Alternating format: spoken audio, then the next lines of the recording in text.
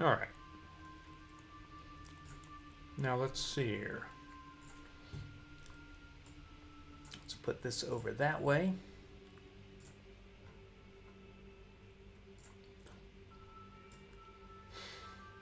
Andy Felicati, hey, what's up? How long am I streaming? I'm not sure. Maybe like an hour or two. Good to see ya. Let's see. But I'm definitely about to get started.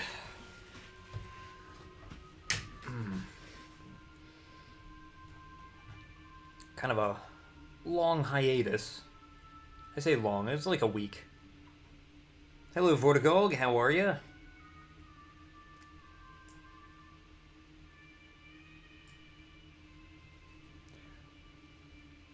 Probably gonna walk the foster dog in a minute. Nice. Aww. Well, I love the way that this game begins, so I'm glad you're here for that. Oh. I am drinking a hot mulled cider with Karuba in it. Because everything is better with rum.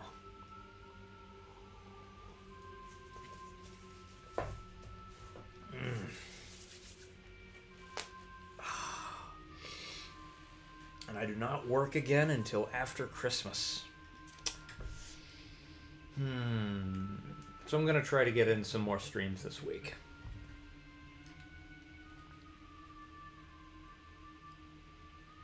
Welcome back, Nickelback. Good to see you, Matthias.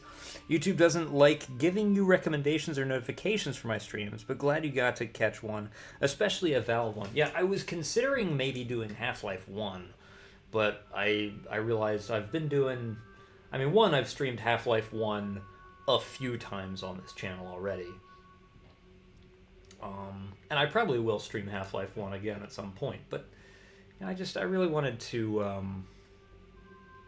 play something that I haven't streamed yet. Recently watched Stand By Me since Rob Reiner died. Yeah. You know... Yeah, Rob Reiner dying. So The Princess Bride, in particular, is a movie that... that's a movie that I treasure. That movie I hold very, very close to my heart. It's a beautiful story. Peter Falk is amazing. R.I.P. Peter Falk as well. I know it's been many years since he passed, but still, like I rewatched that movie last year with my roommate, with one of my roommates. And just the way that Peter Falk delivers that "as you wish," as he's leaving the room, promising to read the book again, is just such a heartwarming and wholesome moment. So I know that I do not typically get political on my streams or in my Discord, but fuck Donald Trump with a cactus. He's a cunt.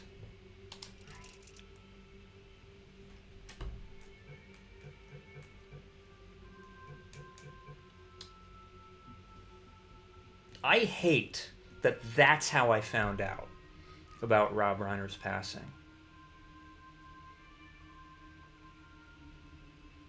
It would have hit me regardless, but the fact that I had to hear about it because of something that piece of shit said, to make it about himself and dishonor the dead, was unbelievably, inexcusably shitty.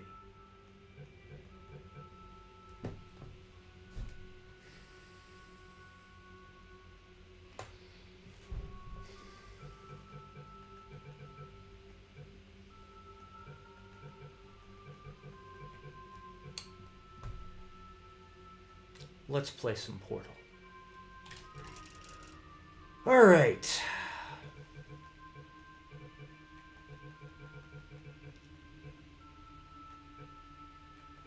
New game. Oh, yeah. I forgot that I've actually beaten this on Switch before, so I've unlocked all the chapters. But we're doing new game, and we're starting from the very beginning. Yeah, I played through this game when I was still living with my parents. Because I was showing my mom... I was showing my mom Portal and Portal 2. And she absolutely loved Portal.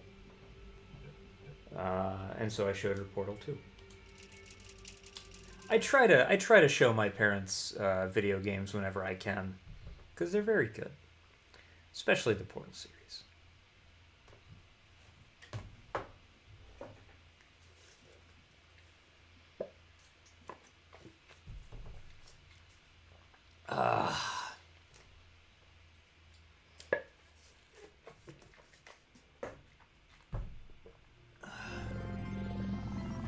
Good morning.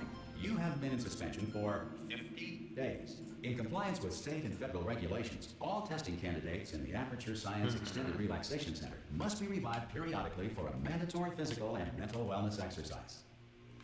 You will hear a buzzer. When you hear the buzzer, look up at the ceiling. Give me a second. Controller. Motion aiming. On. Come on. Hell yeah. Yes. Ooh, the camera preview is so nice. Very nice. Okay. Yep, I like that. Good. You will hear a buzzer. When you hear the buzzer, look down at the floor. Good. This completes the gymnastic portion of your mandatory physical and mental wellness exercise. There is a framed painting on the wall. Please go stand in front of it. Okay. This is great. Art. You will hear a buzzer. When you hear the buzzer, stare at the art.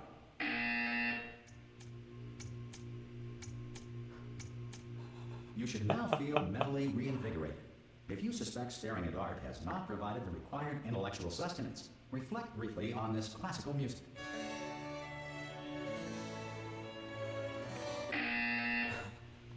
Good. Now, please return to your bed. It's so good. Don't know if I've noticed any sub increase for that. Maybe because, well, that's very appreciated if that's the case. Let's see. Gotta get them party people in here. Yup. All right, let's go sleep. I know they will never do this, but I would love it if they brought Half-Life 2 to the Switch. For 9. Hello? Anyone in there? Hello? Are you going to open the door at any time? Hello? No? Are you going to open this door? Because it's fairly urgent. Oh, just open the door!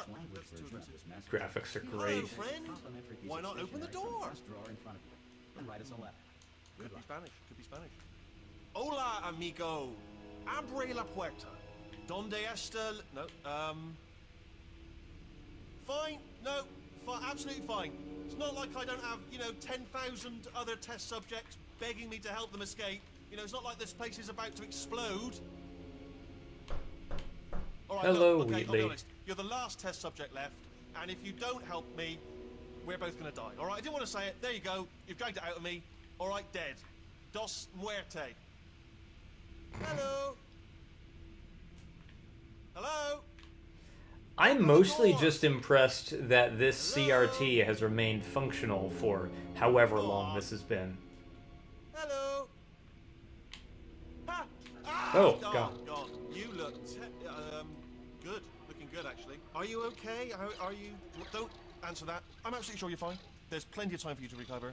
Just take it slow. Please prepare for emergency evacuation. Stay calm. Stay calm. Prepare. That's all I'm saying. Prepare. It's all fine. All right? Don't move. I'm going to get us out of here. Oh, you might want to hang on to something. Word of advice, up to you. I think the novel is based on The Body is one of Stephen King's greatest works. You all right down there? Can you hear me? Hello? I haven't read that much Stephen King. I read Most test Skeleton subjects do Crew. experience some cognitive I deterioration read The Stand. after a few months in suspension.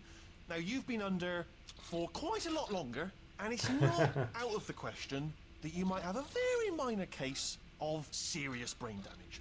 But don't be alarmed, all right?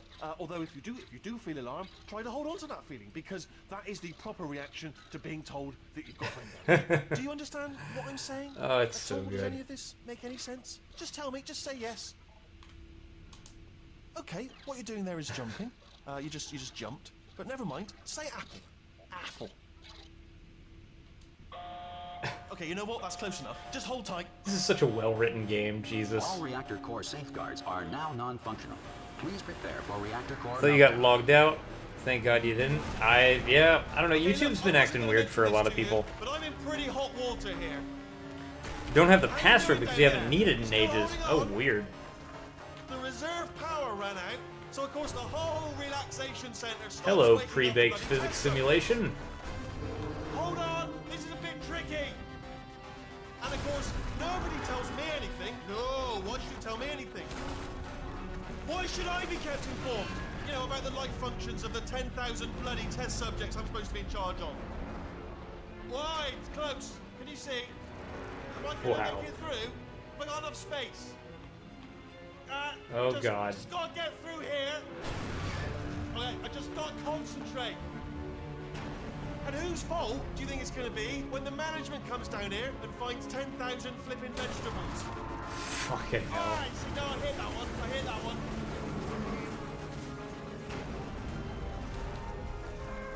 Okay, listen, we should get our story straight, alright? If anyone asks, and no one's going to ask, don't worry, but if anyone asks, tell them as far as you know, the last time you checked, everyone looked pretty much alive, alright? Not dead. Okay, almost there. Dear God. On the other side of that wall is one of the old testing tracks. There's a piece of equipment in there that we're going to need to get out of here. I think this is a docking station. Get ready.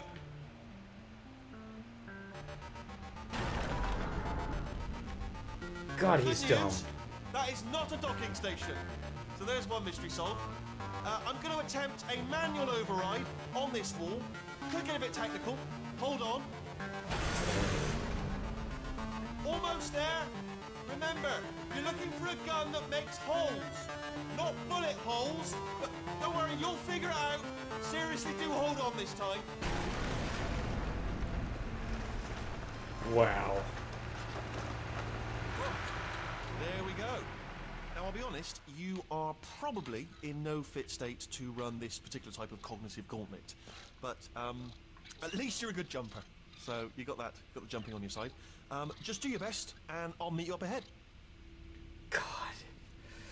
Oh, Wheatley is my favorite kind of stupid. All right, off you go. There's a mod for Half-Life 2 that adds an RNG system to the Combine soldiers that gives them different battalion insignia Yeah, patches. it's all right. Go ahead. Okay. I know, I have painted quite a grim picture of your chances, but if you simply stand here, we will both surely die. That's the spirit. Here we go.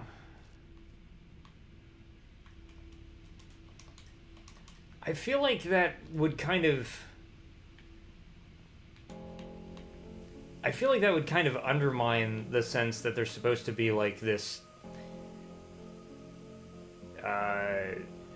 uniform force.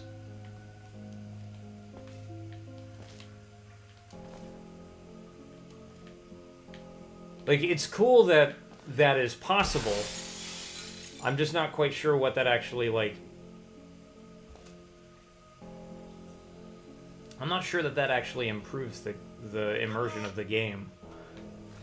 Hello. Maybe I'd need And to see again, it. Welcome to the Aperture Science Enrichment Center. We are currently experiencing technical difficulties due to circumstances of potentially apocalyptic significance beyond our control. However, thanks to emergency testing protocols, testing can continue.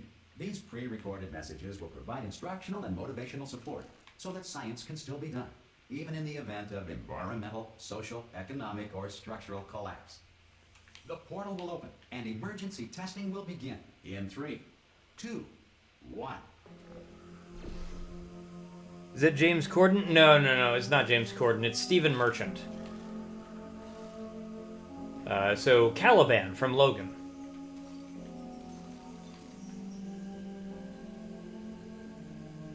Oh yeah, Chell looks fine. She's doing fine.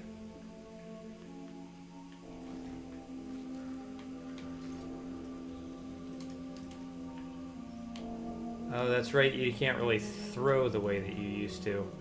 Oh, I can zoom in with my eyeballs, though. He was in Fable 2? Interesting.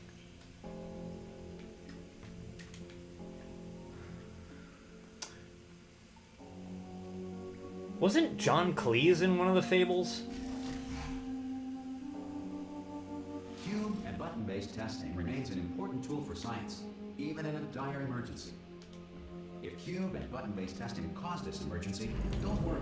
The odds of this happening twice are very slim. I love how much more detail there is in Portal 2. I mean, don't get me wrong, Portal 1 is my favorite Portal, but seeing all of these things in a state of decay and with, like, an order of magnitude more detail is really fucking cool.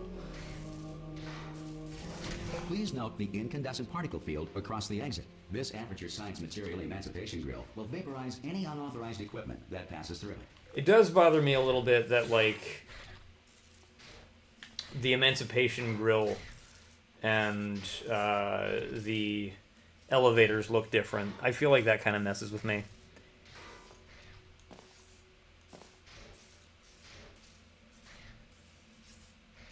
It has a few Half-Life 1 styled enemies to Half-Life 2. That sounds like a mod I would really enjoy. That sounds like a mod I would really enjoy because I fucking love Half-Life 1.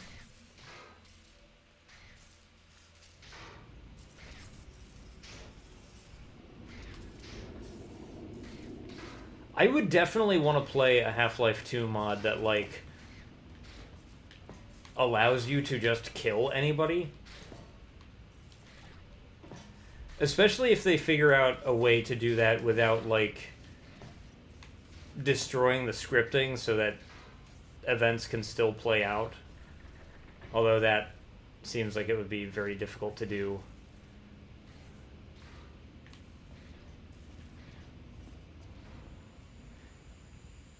Yeah, the new elevators look great, but their existence at all bothers me.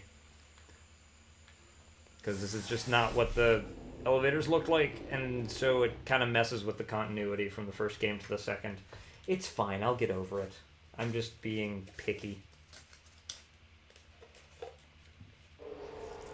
If you feel liquid running down your neck, relax, lie on your back, and apply immediate pressure to your temples. You are simply experiencing a rare reaction in which the Material Emancipation Grill may have emancipated the ear tubes inside your head. So I finished my hot mulled cider. It had Karuba rum in it, and it also, excuse me, had a piece of star anise in it.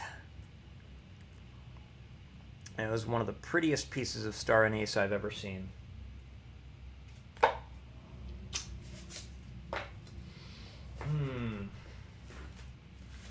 It's quite lovely. They just make it so characters important to events are bulletproof. Okay.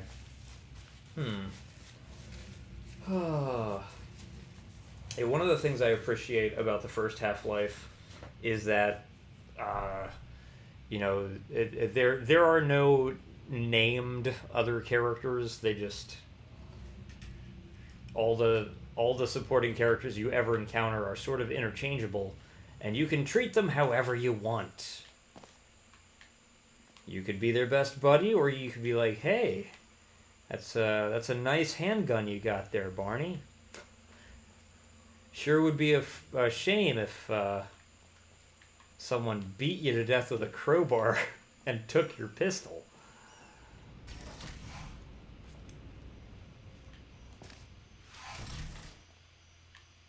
This looks really good.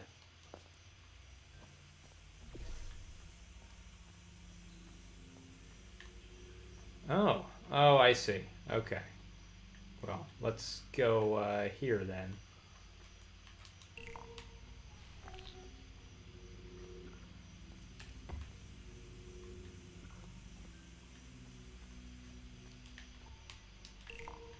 The shadows look nice.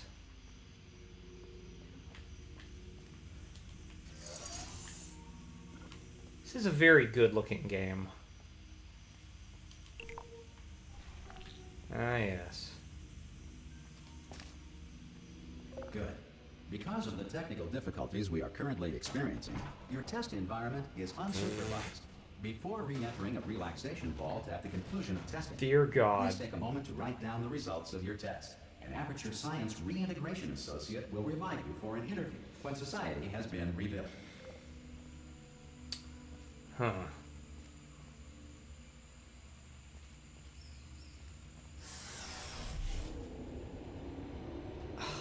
Oh. Shit. My neck is killing me. Alright.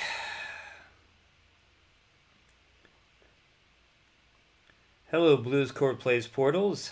Congrats, well, thank you. If the Earth is currently governed by a manner of animal king, sentient cloud, or other governing body that either refuses to or is incapable Aren't of Half-Life and following Portal the same universe? Yes. Yes, they are.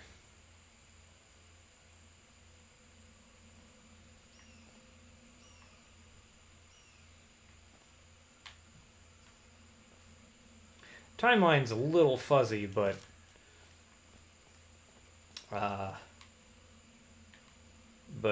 Portal 2 takes place a very long time after the events of the Half-Life games.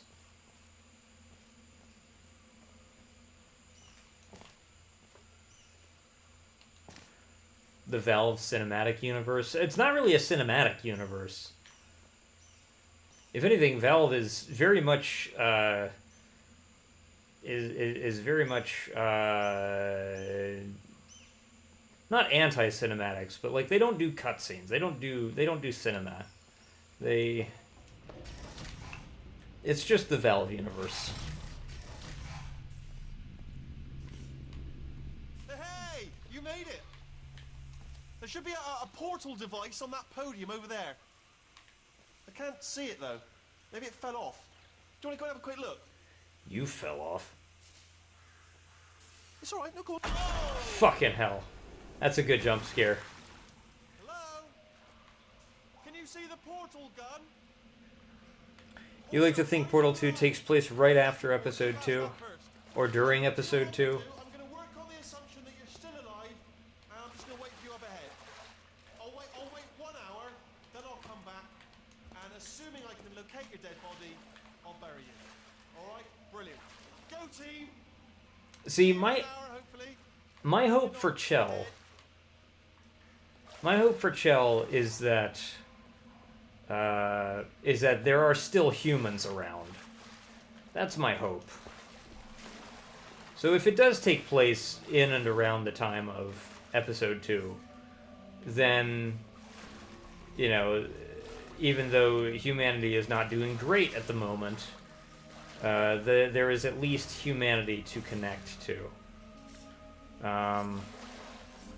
But the length of her suspended animation kind of calls a lot of that into question. There's things about the length of her suspended animation that don't quite add up. Like, one, the amount of like growth and decay that you see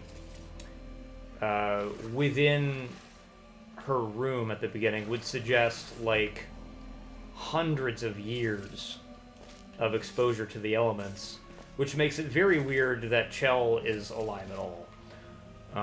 But then you also have things like You know, the CRTs all still fucking work, which doesn't make sense. And like, I don't know, but again, the environmental details are a little bit inconsistent in that regard anyway, so.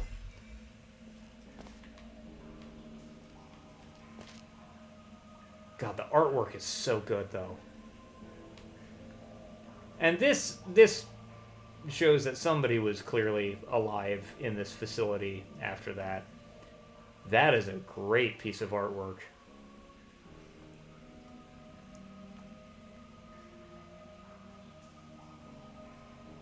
You truly love that they 100% confirm how long Chell is in suspension. I don't know about 100%. Like, you know that she's in suspension for a very, very long time. But the possibilities are that she was in suspension for longer than the computer could read out, or she was in suspension long enough for the computer to simply fail and no longer have a record of that.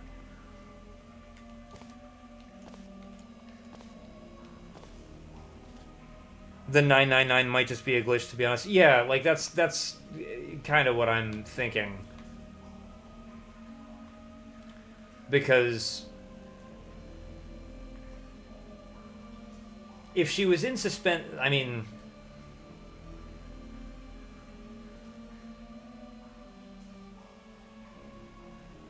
let's see. Oh, that they don't 100% confirm typo. Oh, got it, okay. I see what you're saying. You're good. I understand you suck, guy.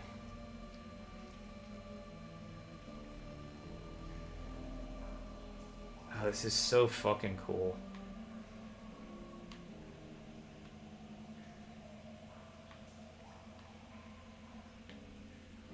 Science!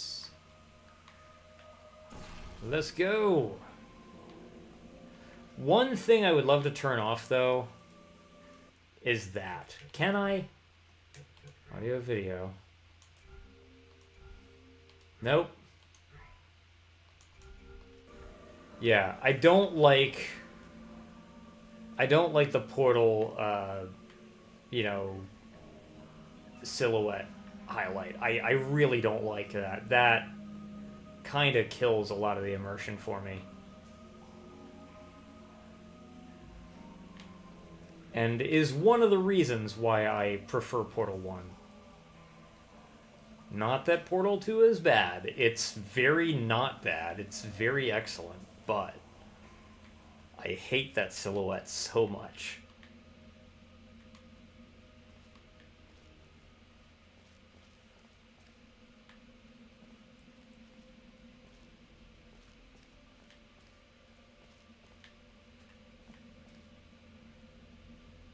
The silhouette feels very video Some gamey. emergency testing may require prolonged interaction with lethal military androids.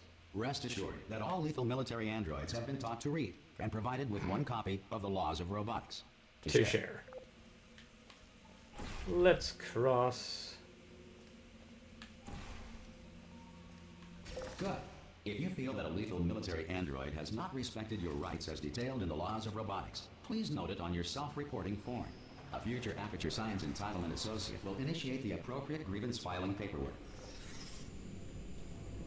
I love the Animal King takeover.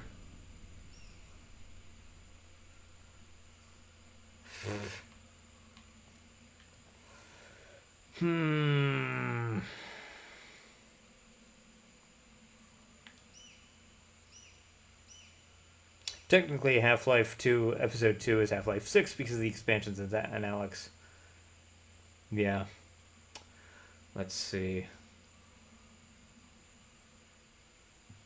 Oh, ow, my fucking neck.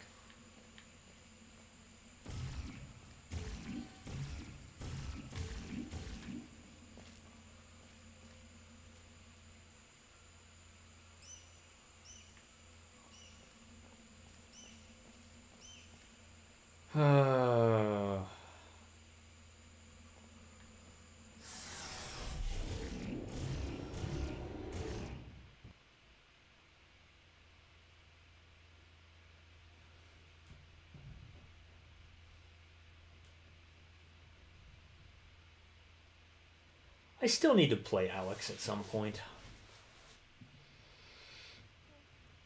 I started to play it a couple years ago, and I was not in a good place mentally when I tried to. This next test is And I very had dangerous. horrible- To help you remain tranquil in the I had face a of almost fucking certain horrible death. anxiety Smooth attack jazz playing will be it. deployed in 3, 2, 1.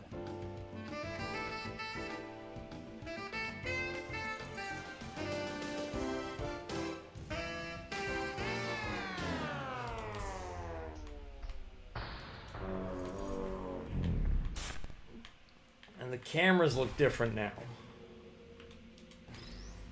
They need to stop.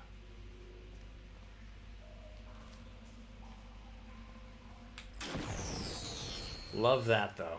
Oh, that disintegration effect is so good.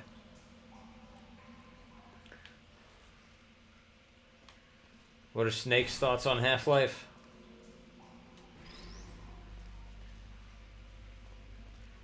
Ah.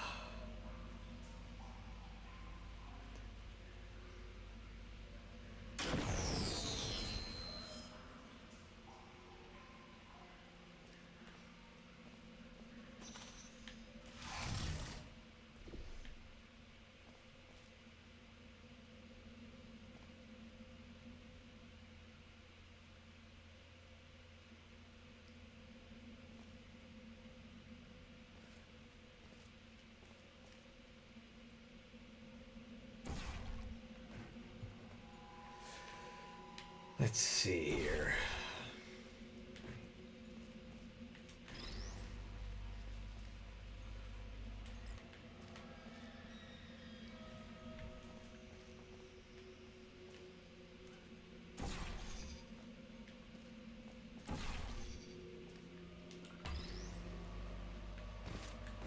Great work.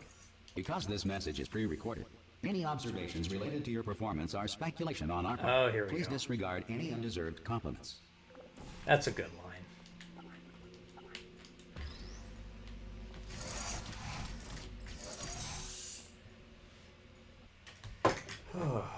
Hold on a second.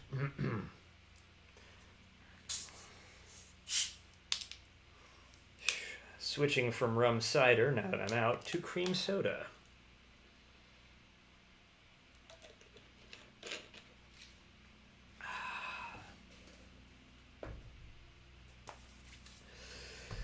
Oh.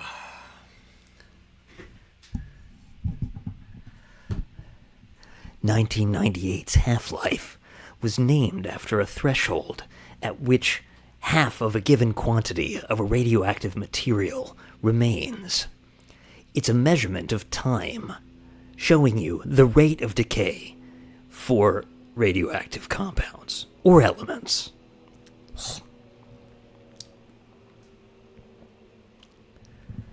Delivered that very awkwardly. But yeah,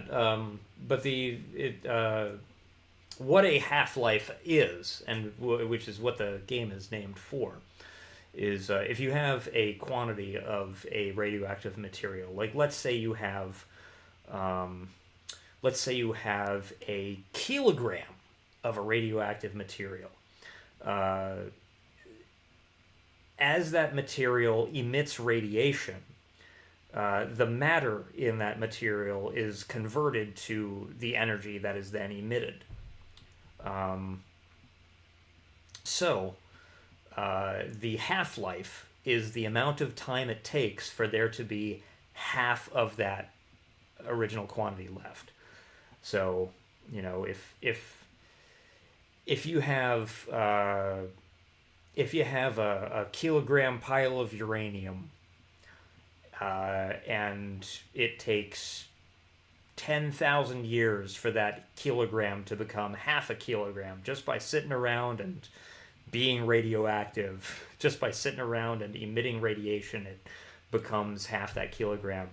If it takes 10,000 years to do it, then 10,000 years would be the half-life of uranium. That's the idea. That's what a half-life is. Got to pay David Hayter on Cameo to rate my Snake impressions. I'm poor. Well, it would be fun. I was talking to Shmov. So I saw Shmov in person yesterday, actually, which was really nice. But I was talking to Shmov. So it would be really fun to assemble like a costume. I think it would be really fun to do a Solid Snake cosplay because I can do the voice. And I think that I could assemble a costume that like looks pretty convincingly like the character. It would just take effort, but like, you know, I could definitely like get the facial hair to match and you know, have the hair grown out at the right length and everything. Like, you know, cosplay is 100% doable. But, yeah. So to do a Solid Snake cosplay, but also do the voice with it, would be so much fun. You're a nerd for already knowing that. You know, it's a good thing to know. You personally don't think Portal 2 is better than Portal 1. You do think it's an amazing sequel that adds a lot to the story. Yeah, I agree with that. But, like, yeah, the issue is that Portal 1 is perfect. Portal 2 is more, but it isn't better.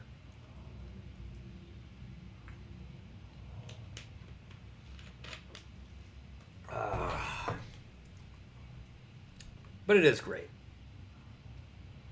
You did find these games so odd. I loved these games. Bombarded with fireballs, meteorites, or other objects from space. Please avoid unsheltered testing areas wherever a lack of shelter from space debris does not appear to be a deliberate part of the test. I think the first Portal might be the funniest game I've ever played. Like, my first playthrough through that game especially was just the hardest I've ever laughed playing a game.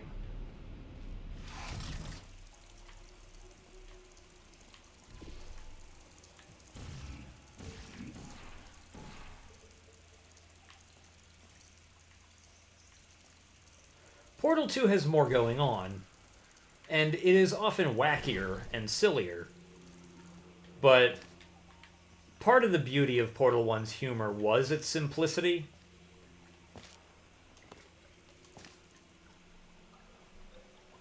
And so I feel like Portal 2 kind of cheapens Portal 1 in certain ways. It kind of reduces, by its existence, it reduces the impact of some of the first game's funnier moments. Never finished 2? Oh, it's definitely worth finishing. If you ever get around to playing it, I would love to talk your ear off about it, because it's a fantastic game. And, like, there's things about the design in Portal 2 that are really cool. Like, you know, like, look at this. This is a touch that is not in the first game. Granted, the fact that they keep having these additional little design touches that aren't in the first game is one of the things that, in my opinion, undermines the immersion of Portal 2, but, like, apart from that aspect, like, okay, so we put this thing on this thing, right?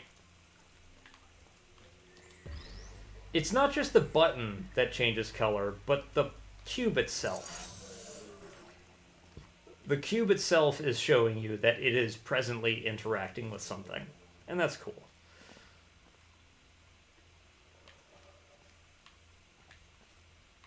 They knew what they were doing. I can't go that way. So... what's this do? Oh, wait a minute.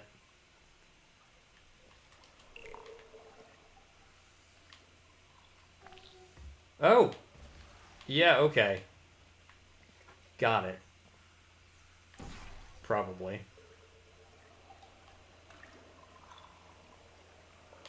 Oh. Wait a fucking minute. What's this do? Aha.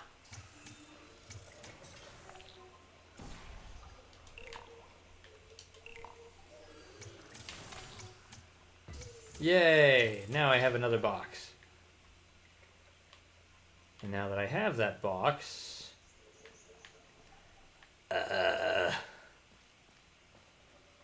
yeah. Now that I have that box, I can carry this up here. Come hither!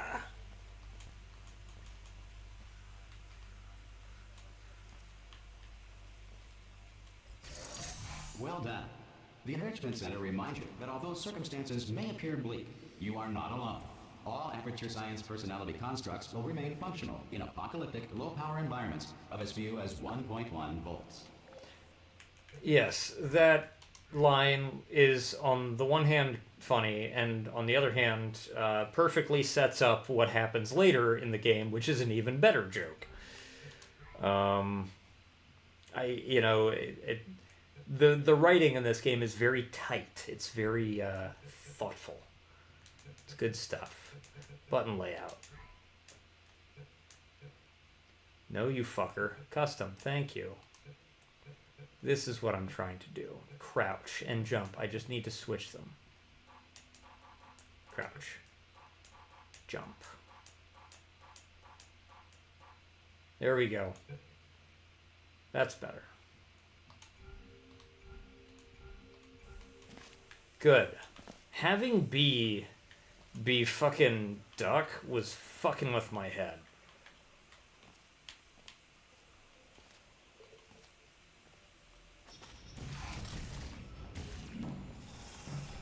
Recently got one of your friends to play Portal. Nice. I think Portal 1 is the funniest game ever.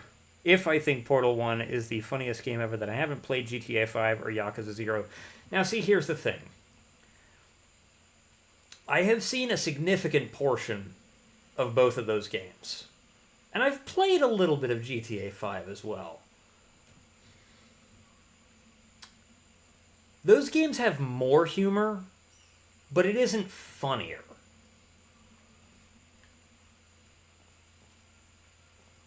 Those games have a whole lot of decent jokes.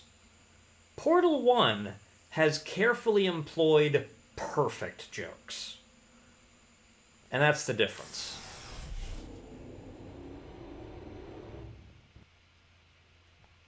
It is cool how controls standardize over time. I'm not quite sure I agree with that. I appreciate that they have standardized over time in the sense that I am lazy and it is not as difficult anymore for me to learn games, but it's resulted in every game feeling the same, though. Like, GoldenEye would never come out... Like, if GoldenEye didn't already exist, it would not, like, be made today to feel the way that it did when it actually came out. And, like, if you play GoldenEye through Xbox Game Pass, oh my god. Here's a hate watch. Andy Felicati, thank you for the $5 and for the hate watch. I appreciate it. Thank you. That's fucking funny. But yeah, like, GoldenEye is a game that I love. GoldenEye doesn't feel like a modern shooter. And even if you map modern controls to it, it still, like, feels different. It still feels very different. Like, the game is mostly built around your ability to slink around and stop and take aim, and, like, the fact that there's, like, tension as you're trying to hold the joystick in just the right position. You know, like, they don't really do stuff like that in games anymore. I'm the king of rage bait. I might be. When we first listened to it, wait, what's this? I think the Oracle turret is the best example of a tight script. Oh yeah. I know what you're talking about. When you listen to it at first, you just think it's there to make you laugh, but then later you see it was actually what all the wheel. Yeah, that was one of those things where the second time I played through Portal 2, it was really good. I like it. The principles of momentum to movement through portals. If the laws of physics no longer apply in the future, God help you. God help you. That's so good. But yeah, like I remember liking my first playthrough of Portal 2 and loving my second playthrough because of stuff like that.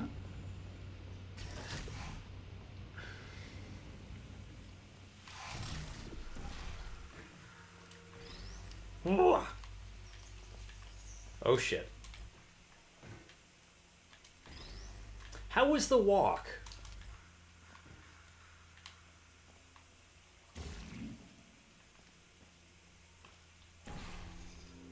Ooh, interesting. Oh, very interesting. Okay, well, let's jump. Huh. Well, that's easy enough. Whee! Good. And then, well, we'll just put that through there.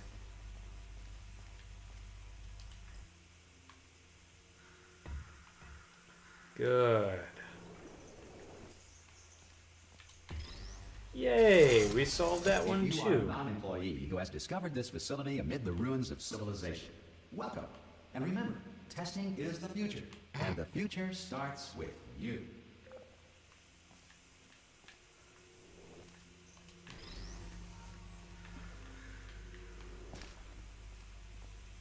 Here we go, let's drop that through.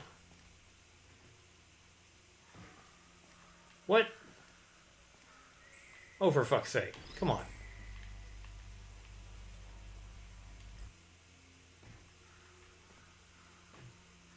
Where did it land? It fucking landed there? Come on, this is bullshit. Okay, let's give it a vertical drop. I just really want to destroy this thing. That's all this is about.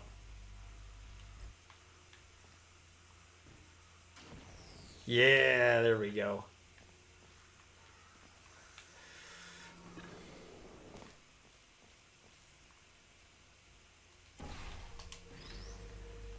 Break that one too.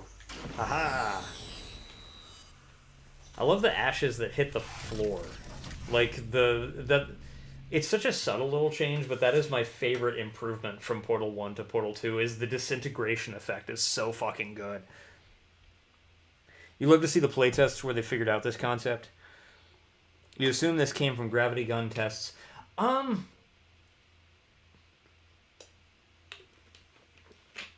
So, the portal concept, I'm sure the design of the portal gun is influenced by the gravity gun. I mean, just like look at it, you can tell. But the portal concept didn't really come from Half-Life 2. So what it was there were these students at DigiPen University who made a game called Narbacular Drop, where and that game was about placing like linked portals that you could walk through. Although in Narbacular Drop, they didn't really have like a gun that shot portals onto surface. It was more that like if you aimed at a wall, you could make a giant. It looked like a door. It almost looked like a tiki head with a big wide open mouth, and you could walk through that. And so like when you placed it, it looked like the doors were sliding across all these surfaces. So the concept for the portals came like straight from Narbacular Drop. Like Valve hired those students, and then Valve developed Portal. But the gameplay concept is like completely from that game. The design of the gun, the design of the gun itself is definitely gravity gun influenced, but the mechanic of using it was not. So it's sort of like 50-50. It's like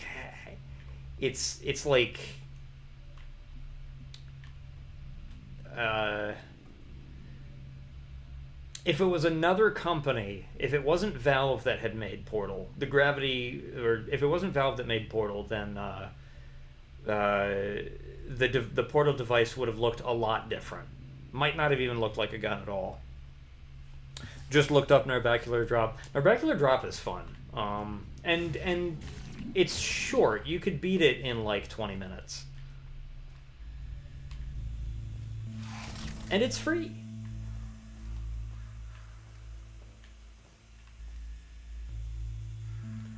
Let's see.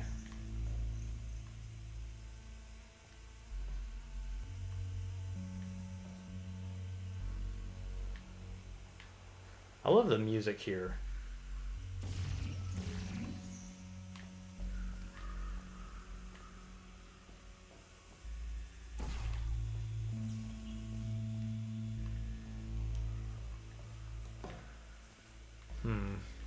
Well, let's go. Oh, shit.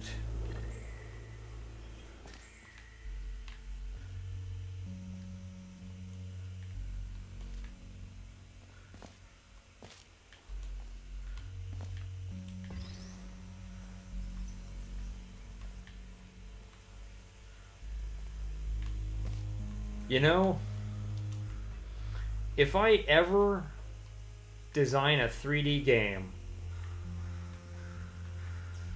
it will be a game that does not have... And these are actually, like, thin enough that... Or these are actually, like, tight enough that it might actually be reasonable to walk on this. But one of my biggest, like... One of my biggest environment design pet peeves is when you have a walkable surface that is a mesh like this. It's a, you know, it's a you know, like linked metal like this, but the spaces are wide enough that actually walking on it would carry a huge risk of stepping through it in real life.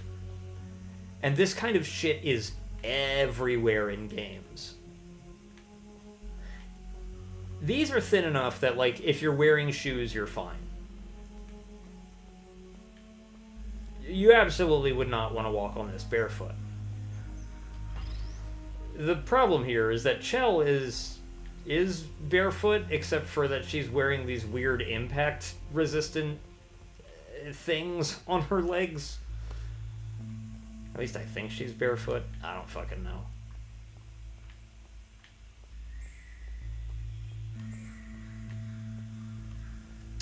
You know, Valve uses a lot of photogrammetry in their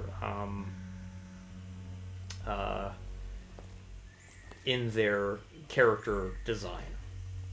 Like, I think, was it you, Vortigog, that pointed out that Half-Life 2 actually uses a fucking, like, real picture of a dead body as an in-game asset?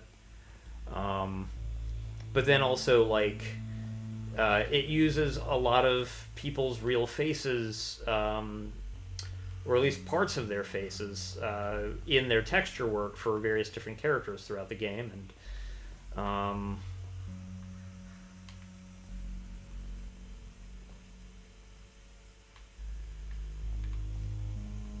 oh, I should be taking this there, shouldn't I?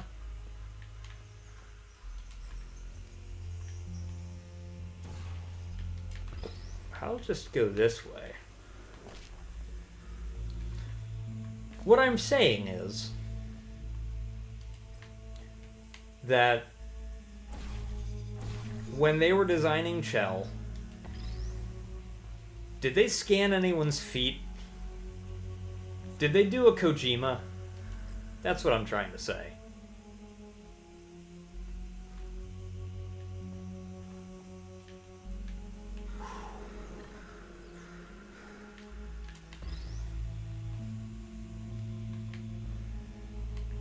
This was a lot of build up to that punchline.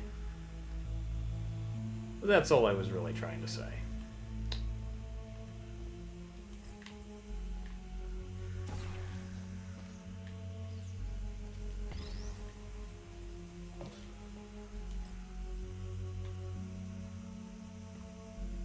Let's go that way. I watched the Wired interview with Hideo Kojima earlier today. It was really cool. What a fascinating man.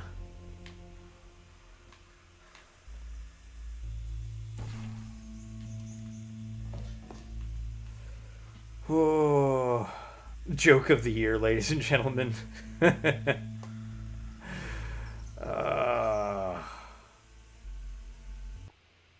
So you bought a Christmas tree today. The guy asked if you were going to put it up yourself. He said, no, I'll probably put it in the living room. Oh, God. That's pretty good. That is pretty good. Name a game. Let's see. Banjo-Kazooie is probably a good example of a game. Wait a minute. Hold on. Have I streamed the N64 version? The N64 version of what? Let's see. The person who was the screen cat of Eli Vance was a homeless man a Valve employee found on the street. Sad part is they never credit him for his work. We still don't know. That is pretty sad. That's unfortunate. Good work getting this far, future starter. That said, if you are simple-minded, the N64 version of Portal. That the future should not start with you. Please return to your primitive tribe and send back someone better qualified for testing.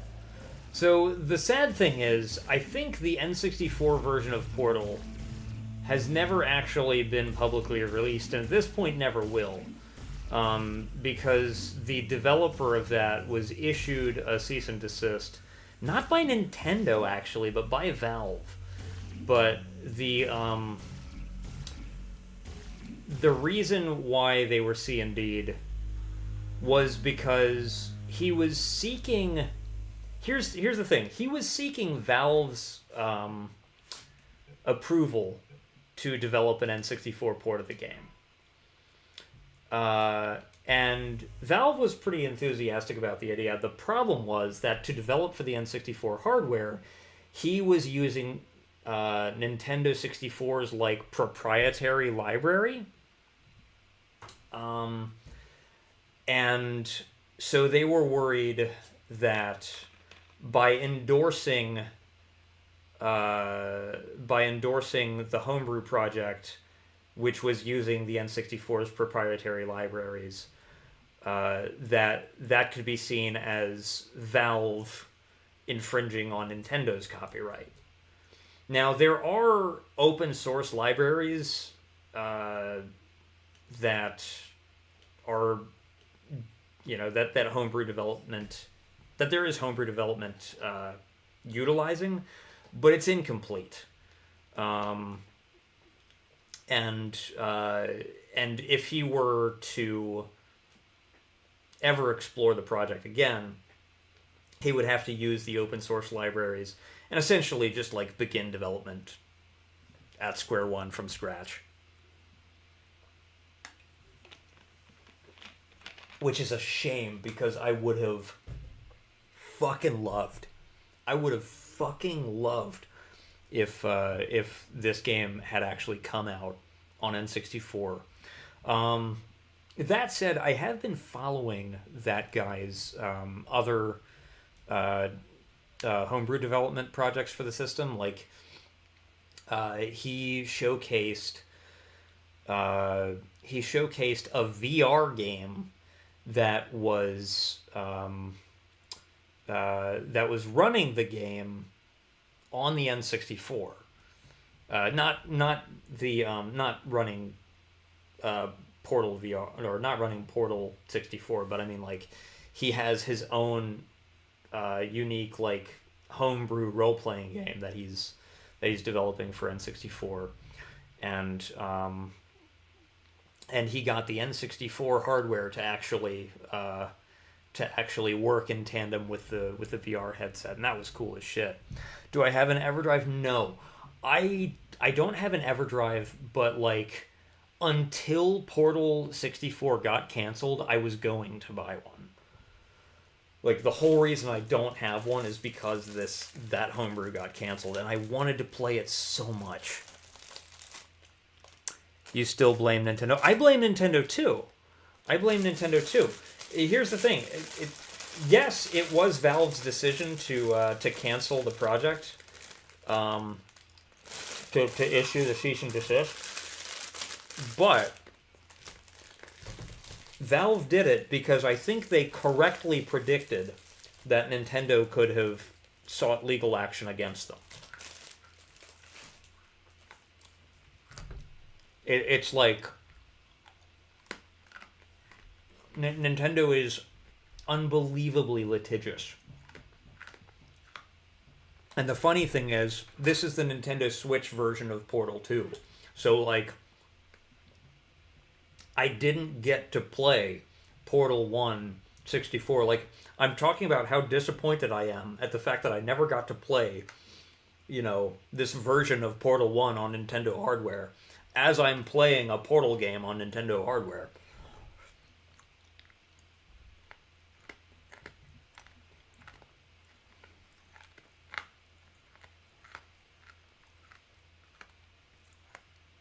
It is available in updates. 17 test chambers completed. I'll look into it. I'll follow up on what you've just said and see what there is actually available, because maybe there's been developments that I'm unaware of. You're surprised someone could make a homebrew out of Portal? The development logs for it are fascinating. It is so cool. Big Cheesy, how am I? I am doing great. I am doing fantastic. Let's see here.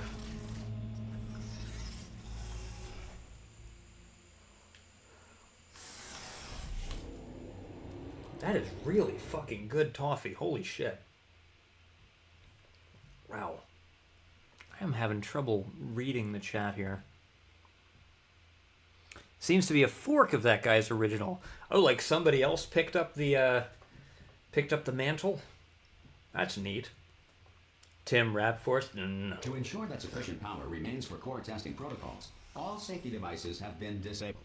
The Enrichment Center respects your right to have questions or concerns about this policy.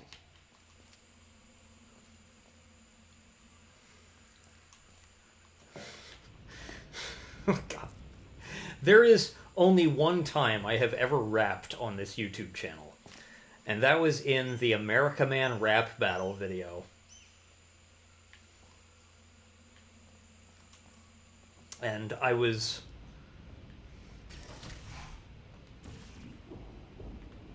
it was me versus my fictional character America Man.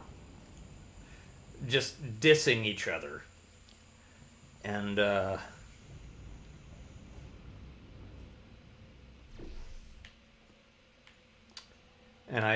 I think the one that closed out the rap battle was I said something like, you keep on tripping, but mine all be hitting as though they were written, and so you be stricken, and they phase you, daze you, amaze you, disgrace you. You're written in the sand. Now watch me erase you.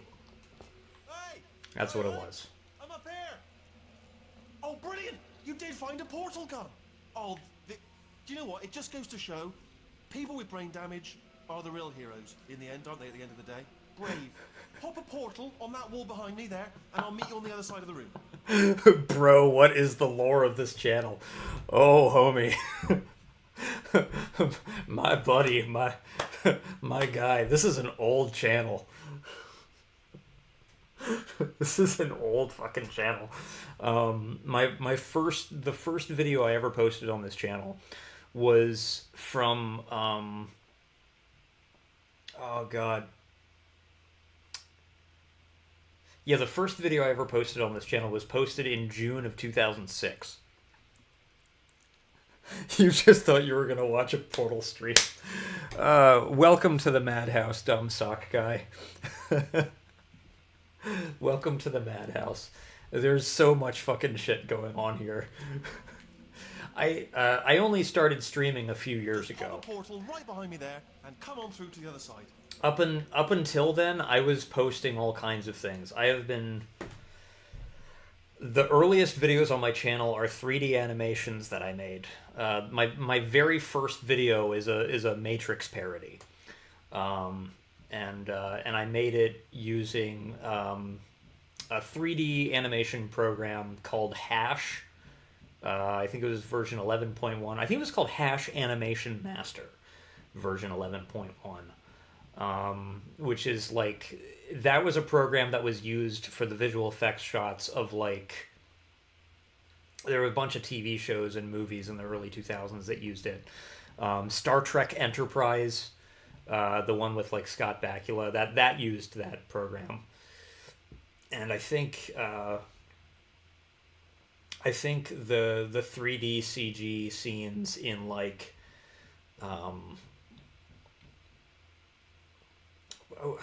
it was like this Alexander the Great movie that I think had Brad Pitt in it or something.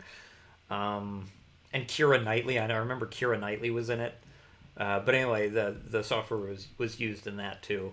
And so and I took a course and learned how to use it, and so some of my earlier animations they use that. And then there were I've done a bunch of short films on this channel. There was the America Man character, and the America Man character, like, God, my earliest videos with the character, not counting the first one, because like the very first America Man video is shit and I hate it. It's only still up there because it's the first one. But like, yeah, those videos came out in 2006, and America Man was like a parody of Bush era foreign policy. And the most recent video I made with the America Man character was in 2018. So like I had been, I had been playing the character for 12 years as of the last time I did any material with him. But yeah, animations, short films. I've posted a lot of music. A lot of piano covers of songs that I've learned from various different video games. I think I mentioned short films. I've also done like video game analyses, retrospectives, reviews, just all kinds of weird shit. Like, I don't have any rules for what I make on this channel. I just kind of like do shit. He never gets off level 1, it's true. You've been watching since 2023, and I've been glad to have you here all this time, Big Cheesy. Wait until he references Star Trek. It's gonna happen. Gonna post one of my American Man videos on your friend's Discord. Oh, God. Oh, God. Oh, Jesus. Pop a little portal just there, all right behind me, and come on through. I remember Right behind me. one of the America Man videos had America Man speaking what he thought was Canadian. Pop a portal behind me, all right? And he Come on just through. started talking about hockeys Come and on badgers and shit. Okay, listen, let me lay something on you here. It's pretty heavy. They told me never, never, ever to disengage myself You've from watched the since management rail 2024. or I would die. So But much we're out of earlier than options that. Here. So get ready to catch me, all right, on the off chance that I'm not dead the moment I pop off this thing. On 3. If I'm being Ready? perfectly honest... 1, Whoops. 2, Oh, shit. 3. That's high. It's too high, isn't it? Really, that. All right, going on 3 just gives you too much time to think about it. Let's go on 1 this time. Okay, ready? 1. Catch me, catch me. Fuck. God damn it. Ow. I'm not dead. If I'm being perfectly honest, like, Andy Felicati is, like, directly responsible for the current health of the channel. Like, just straight up. Straight up, Andy Felicati has been unbelievably supportive of this channel throughout the years. I'm literally, like, I am literally using gear that Andy has given me. Like, this microphone, the capture cards I should say, that I'm using to record, to capture the camera output and the game output. Like, this is all stuff Andy's given me. Oh, let's see. Give me a $50 webcam. You gave me a DSLR camera.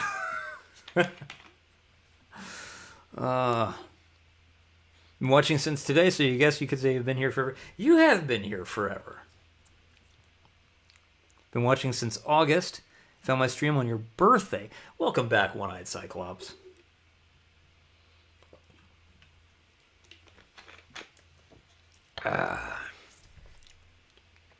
Let's see here. 9 Inch Nails covers. You're right, Big Cheesy. 9 Inch Nails covers. Jesus, holy shit. Andy Felicati. Am I capable of unpausing the game? Okay. Point taken. Thank you very much, Andy. Oh, here we go. I can't move then. That's the problem now. Are you still there? Could you pick me up, do you think? I have no words. I thank you so much. Oh, brilliant. Thank you. Great. Plug me into that stick on the wall over there, yeah? And I'll show you something. You'll be impressed by this. Oh, Stephen Merchant's so funny in this game. Jam me in over there. He's gonna give us the history of the Source Engine. I could. Right on that stick over there. Just put me right on it. I'm very tempted. Yeah, I can't do it if you're watching. Especially since you mentioned, Seriously, I'm not Can you just turn around for a second? How the current state of Portal 64 is a fork of what the previous developer was doing. I can't do it if you're watching. Okay, here we go. All right, you can turn around now. Bam! Secret panel. That I opened. Perfect. While your back was turned. Pick me up. Let's get out of here. Yep. And off we go. But yeah, so the Source Engine is... when they were developing Half-Life 1, they had a version of Source Engine that they were targeting hardware at the time with, and that was the version that they made Half-Life 1 with. But they also had a more experimental version where they were testing out engine features that, like, maybe didn't work so well on hardware of the time, but they figured, like, as time moved on, it would be useful for research into things that they could do in future games. That is the version that ultimately no rail to tell us where to go. Led to Half-Life 2. We can go wherever we want. Hold on though, where are we going? Seriously. Hang on, let me just get my bearings. But just follow the rail, actually. That does mean that Gold Source from Half-Life 1 and also Source Engine as we see it in Half-Life 2, and Portal 2 and like that, all of those things do have their roots in Quake 1. Oh, hello. Oh, no. Yes, hello, no, we're not stopping. Don't make eye contact, whatever you do. No, thanks, we're good. Appreciate it.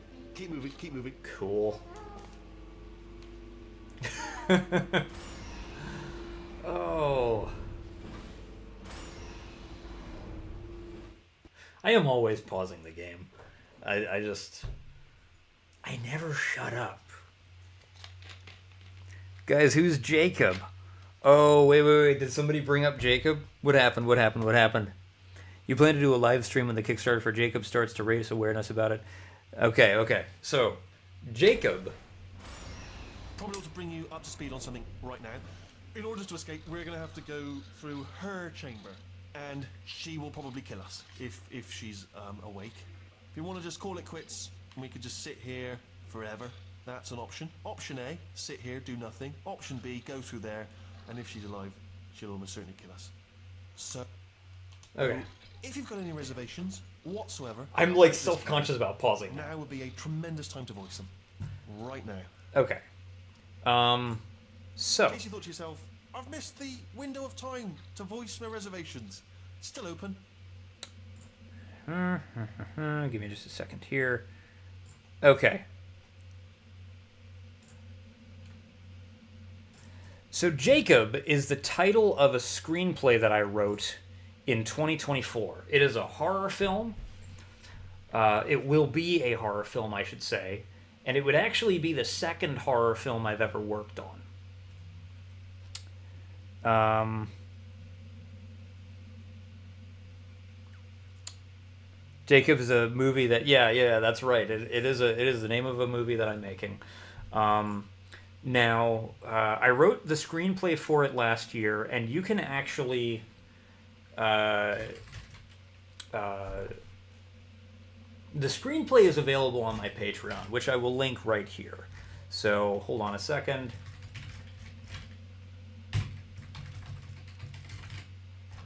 It's available on my Patreon. All of the money that goes into the Patreon is going to go into the production of Jacob. And I am working towards launching a Kickstarter. I've been doing a lot of experiments with music lately, and I want to do a makeup test pretty soon because I realized that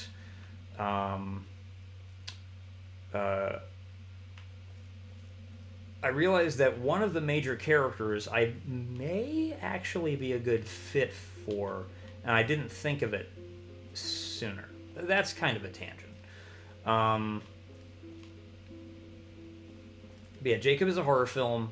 It is actually inspired by customers that I have served at the restaurant that I work at. And I will tell you about these customers in just a second. I don't want to do it. I don't want to go in there. Don't go in there. She's off. She's off. Don't panic over. She's off. All fine. On we go. So here's the journey of inspiration with Jacob. There she is. What a nasty piece of work she was, honestly. Like a proper maniac. Do you know who ended up taking her down in the end? You're not going to believe this. A human. I know. I wouldn't have believed either. Apparently this human escaped and nobody's seen him since. Then there was a sort of long chunk of time where absolutely nothing happened. And then there's us escaping now. So that's pretty much the whole story. You're up to speed. Don't touch me. But yes, so the customers that inspired Jacob, there was this couple that would come in, and they would have like a little baby carrier.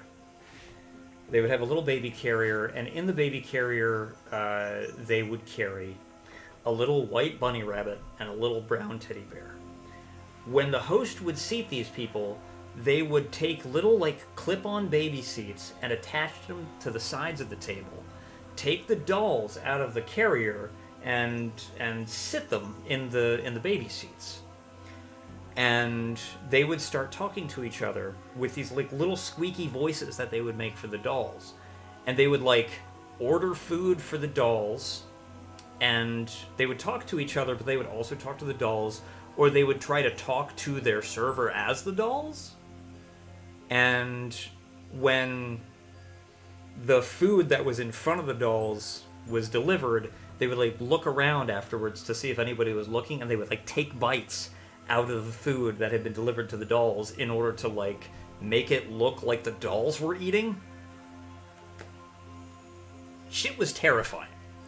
Oh, you're leaving. Okay, Andy. Well, thank you for hanging out. Thank you for the donations and the support. I really greatly appreciate that. Yeah, thank you for. Oh my God, Andy, did I never tell you about the doll thing? Holy shit. Yeah, no, they would do that shit. You always assume someone has lost a child or something. See, that was kind of what I assumed as well. It was the kind of thing where like you can't really ask them to try to figure it out, but like, you know, I always wondered like what happened in these people's lives that made them do that? What motivated them to do this?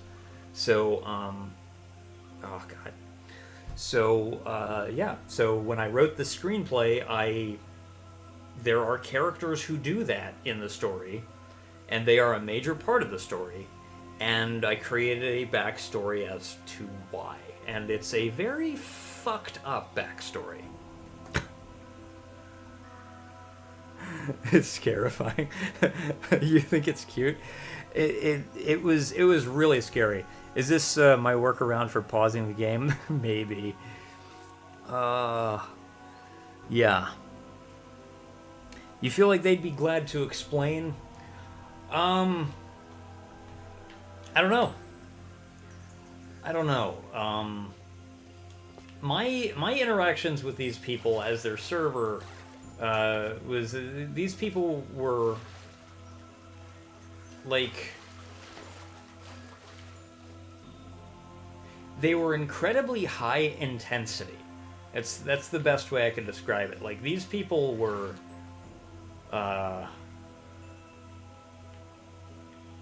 like I didn't like interacting with them because it felt like it would be really easy to upset them. Bunny Movie's a better name. I'm definitely happy with Jacob. Jump! Actually, look at it. That's quite a distance, isn't it? Okay. Oh yeah, bunnies Go are ahead and great. jump. You've got braces on your legs, so you're all set. Although no braces on your arms, though. So you're going to have to rely on the old human strength to keep a grip on the device and, by extension, me. So do really make sure you keep a grip on me. Also, a note: no braces on your Bunny spine Movie. either. God. So don't land on that. Or your head. No braces there. That could split like a melon from this height. So do definitely focus on landing with your legs. Ah! Oh, still held. Still being held. That's a great job. You've applied the grit. We're all fine. That's tremendous. Amazing.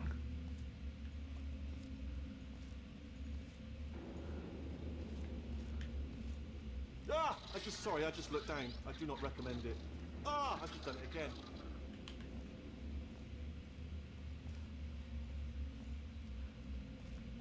This Here we is go. the main breaker room. Let's go in. Look for a switch that says escape pod. All right, don't touch anything else. Not interested in anything else. Don't touch anything else. Don't even look at anything else. Just, well, obviously you've got to look at everything else to find the escape pod. But as soon as you look at something and it doesn't say escape pod, look at something else. Look at the next thing, all right? But don't touch anything else or look at anything. Well, look at other things. That is You so many switches. Can you see it anywhere? I can't see it anywhere. Tell you what, plug me in and I'll turn the lights on. Sure. Let there be light. That's, God is quoting. Oh, look at that. Turning. Ominous. But probably fine, as long as it doesn't start, moving up. Now. Escape pod. It's moving up. Okay, no, don't worry. I've got it. This should slow it down. Fuck. No, makes it go faster. Uh-oh. Power up initiated. Okay, don't Oh, worry. dear. All right, stop panicking. I can still stop this. Oh, there's a password. Okay, it's fine. I'll just hack it. Not a problem. A.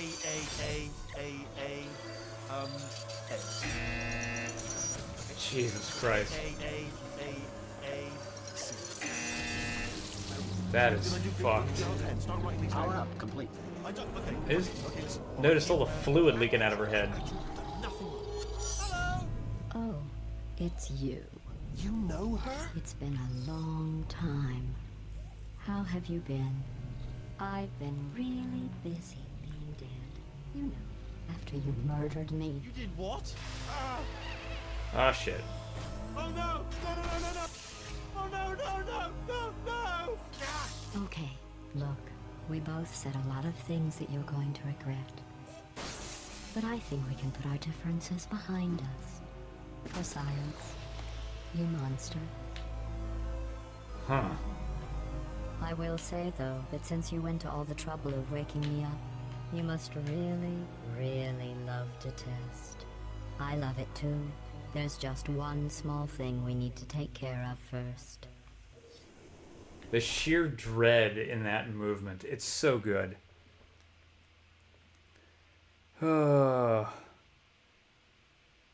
If there really isn't fall damage in either game. Let's see.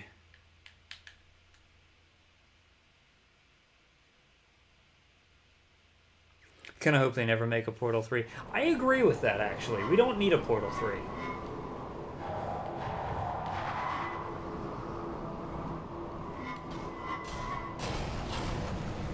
That said, I would like to see a Portal gun in a Half-Life game. That would be cool as shit. Here we are, the incinerator room.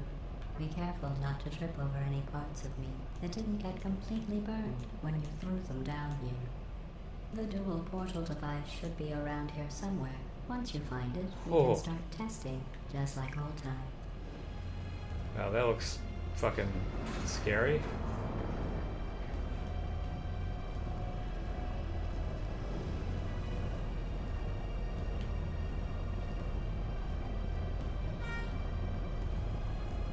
Oh my.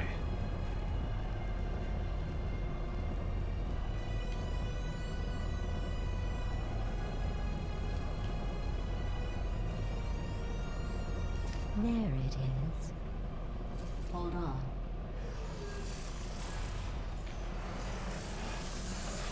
There. Good. You have a dual portal device. There should be a way back to the testing area up ahead. Portal 2 did end perfectly. Let's see.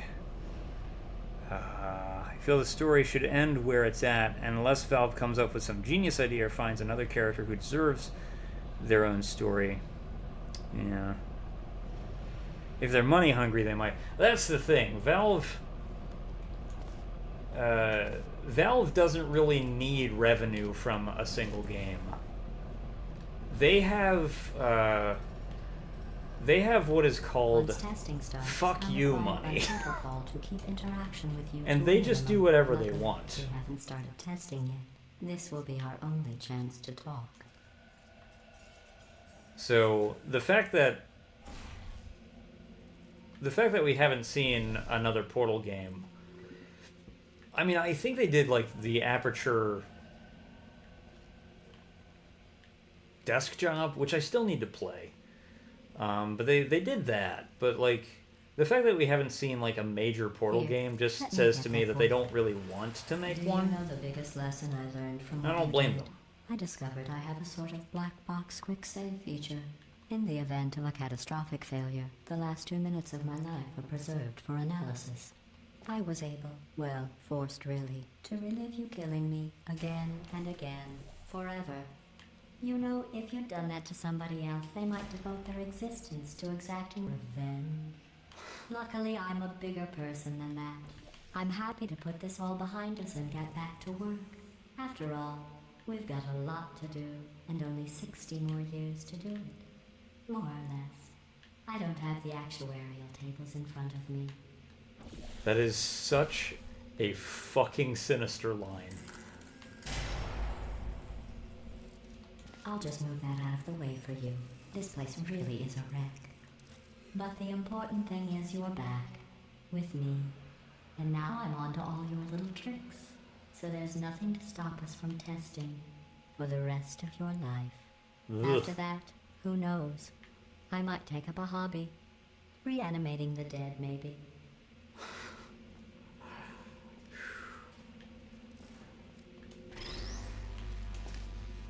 See, that is crossing over into, like, I have no mouth and I must scream territory.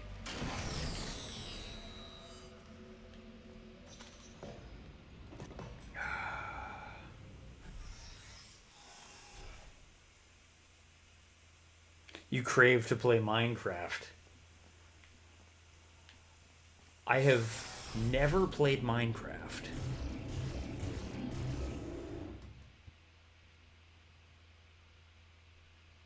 I'm funny, please don't lose my hair. Oh god. Well,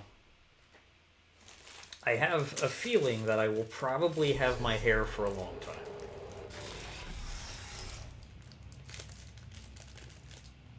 Hey, Bruner. This is the same universe as Half-Life. Oh yeah, we are pretty well conscious of that. I think it would be really fun if, like, there was just a head crab somewhere in this game. Like, that would be great. I would laugh. I have some really good homemade toffee here.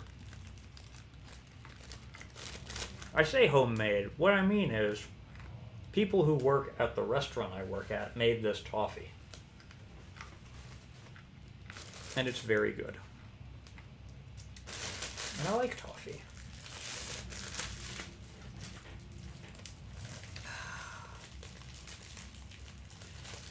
Perfect. Can you have some? If I could share it, if I could like reach through the screen and give you a piece of toffee, I would love to. I will, however, show you what it looks like up close. So they make like big pans of this stuff. It's got nuts on one side and chocolate. And that's what the toffee looks like on the other side. And so the restaurant I work at makes their own ice cream. And there's a couple flavors of the ice cream that actually use bits of toffee in it. It's so fucking good.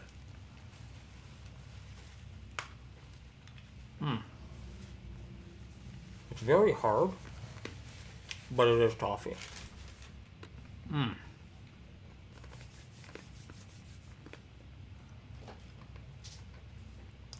Who would win, GLaDOS or the Combine? That's a good question. I'm inclined to probably say the Combine. Sorry But about the mess. I've really let the place go since you killed me. By the way, thanks for that. Sarcasm self-test complete. Oh good, that's back online. I'll start getting everything Now that I else think about it, working while though. you perform this first simple test, which involves deadly lasers and how test subjects react when locked in a room with deadly lasers. Now that I think about it, though, the fact that the Combine is not here suggests to me that if GLaDOS has ever encountered the Combine, she probably successfully kept them out.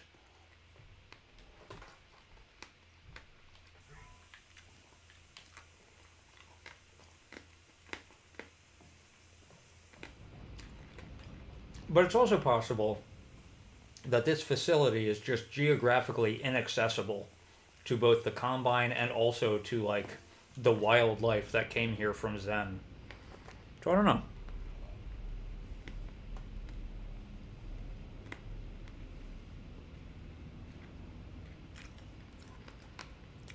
GLaDOS could take on a squad fleet of Combine if they manage to infiltrate. Yeah, I feel like that's a fair assessment.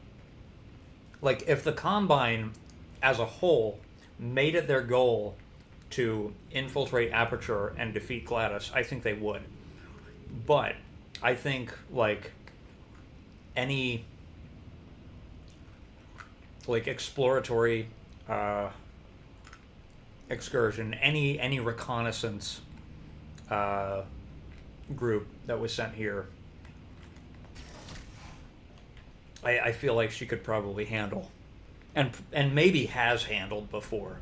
It's entirely possible that they've encountered and she's just kept them out.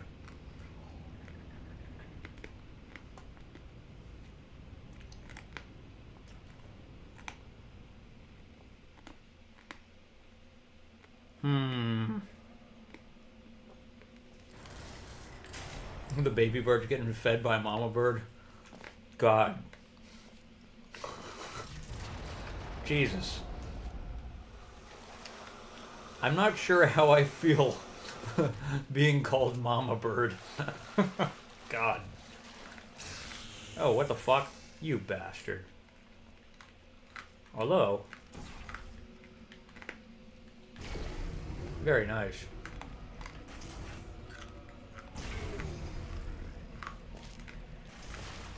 Let's try that again.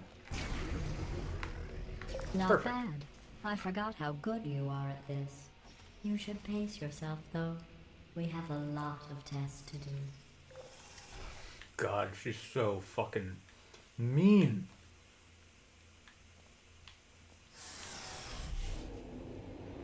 It's great. Tim is your baby mama. Those are terrifying words.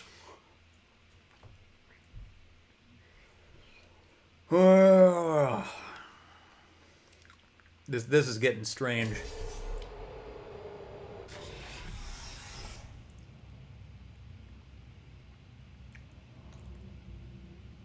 Let's see here. This next test involves discouragement redirection cubes. I just finished building them before you had your, well, episode. So now we'll both get to see how they work. There should be Mama one in the bird your corner. food down our throats. Am I Matthias's baby mama? No, Christ no on all counts. What is happening?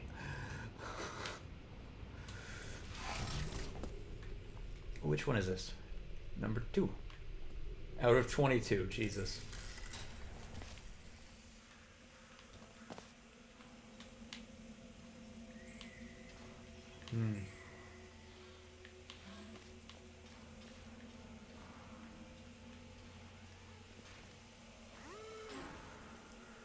Oh, yeah, I see it. Hi, Wheatley.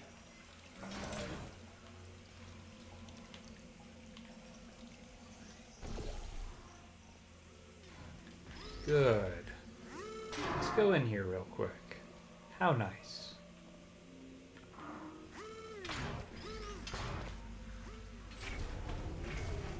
Oh, yes. Very good.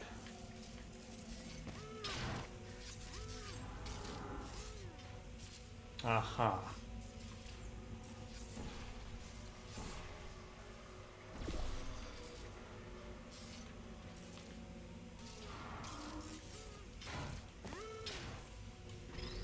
Let's take this. And also this. Ow, Tim. What are you doing? There we go. Much better. Well done. Here come the test results. You are a horrible person. That's what it says. A horrible person.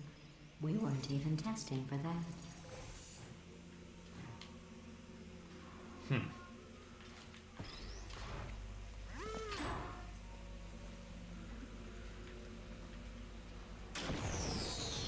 There we go.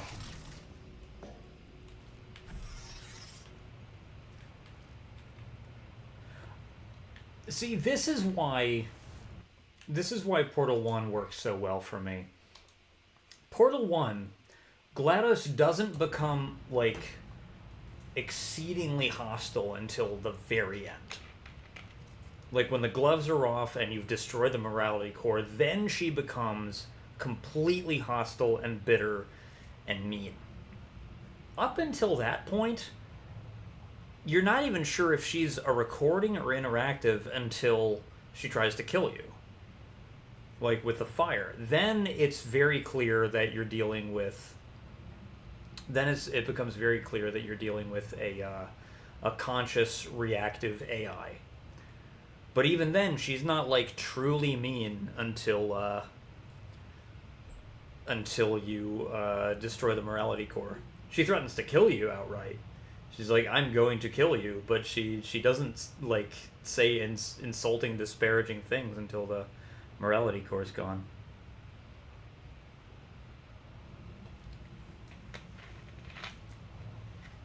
So you spend a lot of time with just, like, this vaguely sinister, funny narration.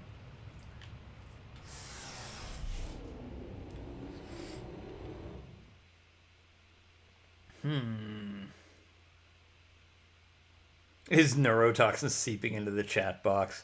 It seems to be. Don't let that horrible person thing discourage you. It's just a data point. If it makes you feel any better, science has now validated your birth. There is a lore reason for why GLaDOS is a lot more sarcastic in Portal 2. Most people don't acknowledge, you think. The cores kind of regulate her personality. Oh yeah, I mean, like, that's kind of what I... Like, the morality core was what was keeping her nice. Mother's decision to abandon you on a doorstep.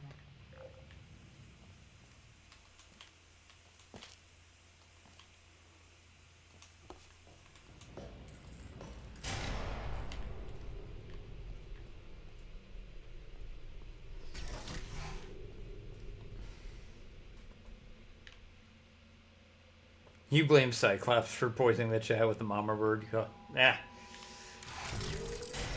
Chat has recovered. Oh dear.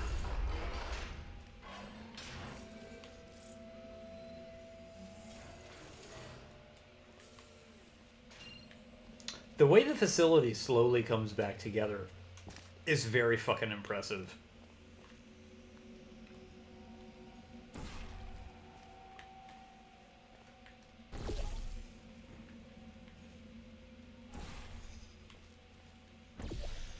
Oh, god damn it.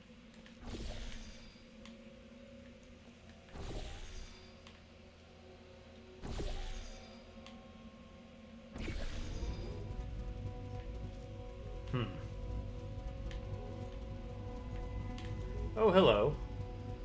Too many variables. Look at all them beans. Sucker's luck. Ah.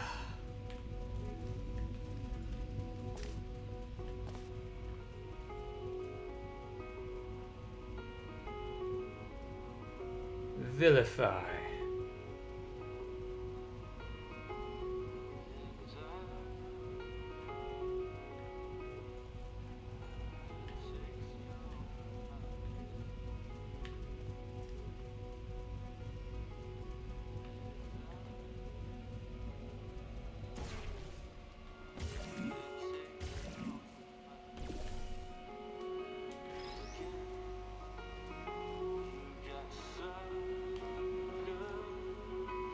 What a vibe.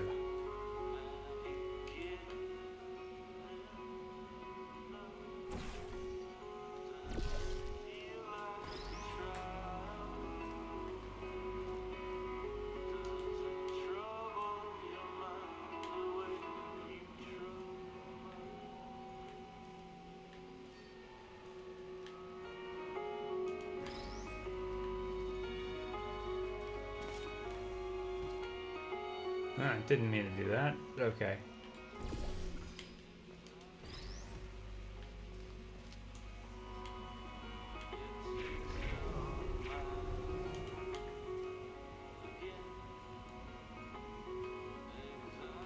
Well, let's see. That's one thing.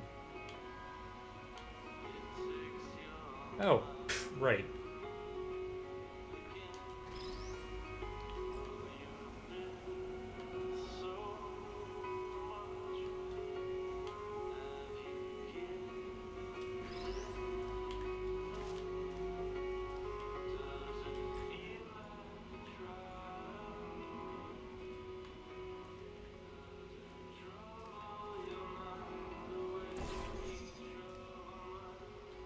Congratulations. Not on the test.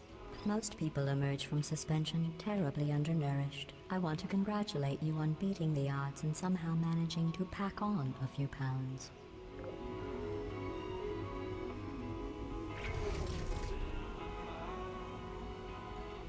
Huh.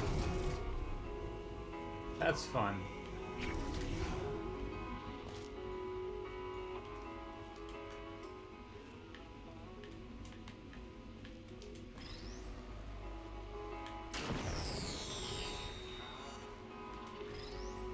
Well, here's the day the music died.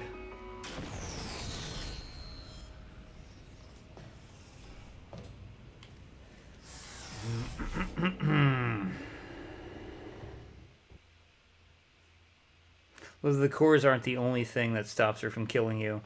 It's also the thing keeping her mature, like in Portal 2, she's calling you fat and adopted. Oh, that they do more than that. Yeah, I see. So a 5-year-old. Yeah, exactly. I wonder how long Breen was the admin of Black Mesa. If his time also overlapped with Cave Johnson's time as CEO for Aperture. Wonder what they thought of each other. Probably not fondly. Yeah, I do have the feeling they probably knew each other.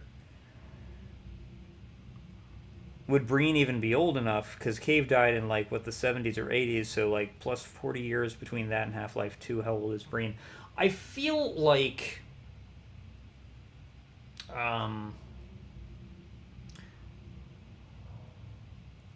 I feel like Dr. Breen could have known Cave Johnson. Like, I know that... I know that, Half-Life 2 takes place, like, roughly 20 years after the events of Half-Life. So... Dr. Breen looks to be, I want to say, about 71. It just, just going by looks, he looks like he's in his 70s. I would guess. So, if Half-Life takes place in the year 1998, then that would put him about 50. He could have known Cave Johnson in his 30s. Or, he could have known Cave Johnson in his 30s. Or sorry, Breen could have known Cave Johnson while Dr. Breen was in his 30s or 40s. It's entirely possible. Going to bed? All right, Matthias, you have a good night. You're going to start a CS2 scrimmage ESL semi-pro. Wish you luck. Good luck, Jeff. Good luck, Jeff. May you complete the objectives and may you slaughter your enemies. It's good having you here, Jeff. Good luck.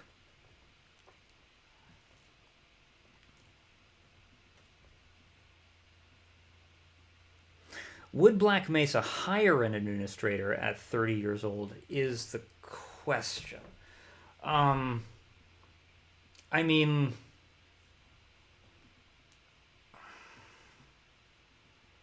it's possible that Breen wouldn't have... It's possible that they knew each other, but it does seem a little unlikely that Breen would have been administrator of Black Mesa at that point. Unlikely, but not impossible. Unlikely, but not impossible. It seems like... I would think that for a facility of that nature, like... the age range I would expect to see somebody working in a top level administrative role would be like somewhere in their 40s to their 70s.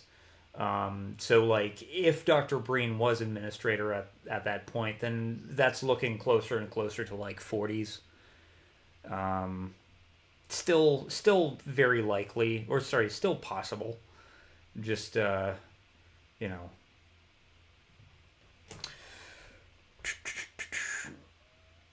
he wasn't really smart. He was just insane and got lucky, and until he didn't.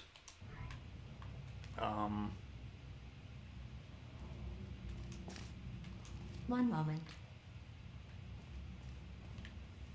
You're navigating these test chambers faster than I can build them, so feel free to slow down and do whatever it is you do when you're not destroying this facility. Let's see.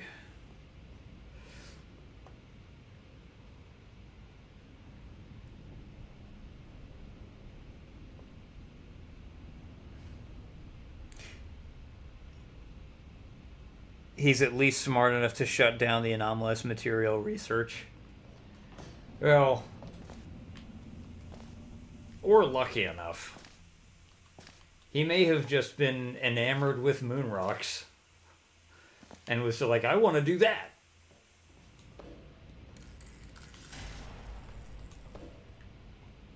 Either way, he might not have been doing anomalous materials research, but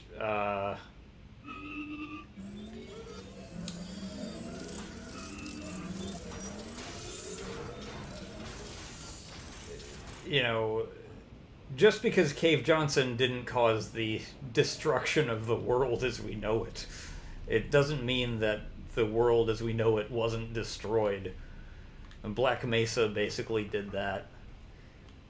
In like it look, you know, in so many ways, Black Mesa was a better run company than Aperture.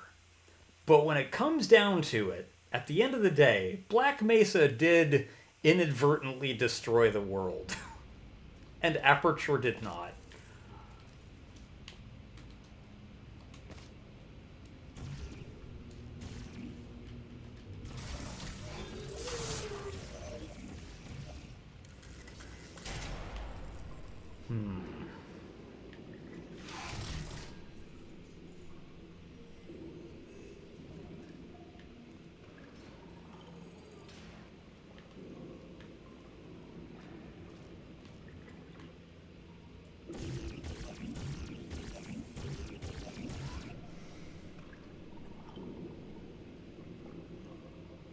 They seemed to be the only people who knew what they were doing. Yes.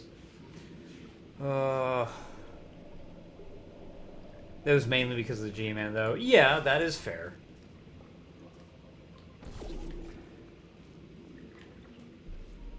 Although Eli Vance does bear some of the blame, though. If his recollection of events is correct. I'm maybe not totally sure that he remembers everything with crystal clear accuracy, but the way that Eli tells it, he had the chance to shut down the test and did not.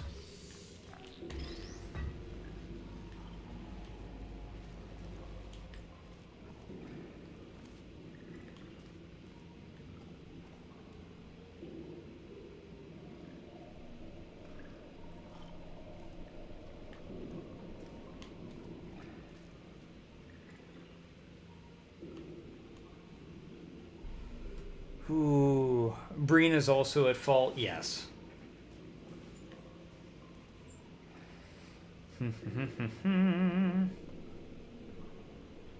Can't do a fancy slanted text sigh. Oh. Let's see here. Oh yeah. Time to burn myself. Yeah. Sick.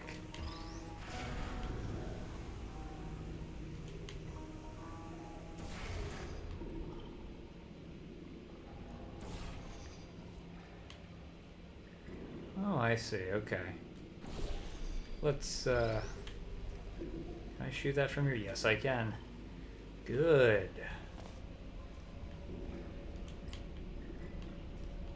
Okay, so blue. Good. And excuse you. All right. Aha. Give you credit. I guess you are listening to me. But for the record, you don't have to go that slowly. Waddle over to the elevator and we'll continue the testing. She's so fucking mean. It's hilarious. Oh man, I wanted to bring that with me. Dagnabbit.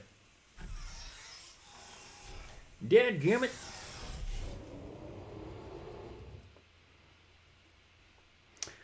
Oh.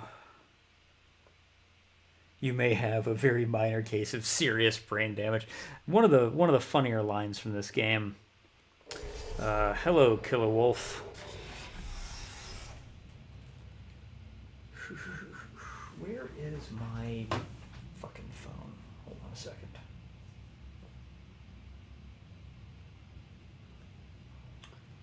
Okay. Ugh. Excuse me, just a second here.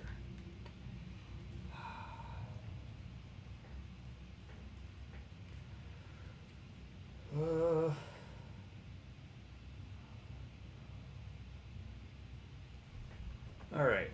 Ow. Let's keep moving. Oh dear Jesus. Okay.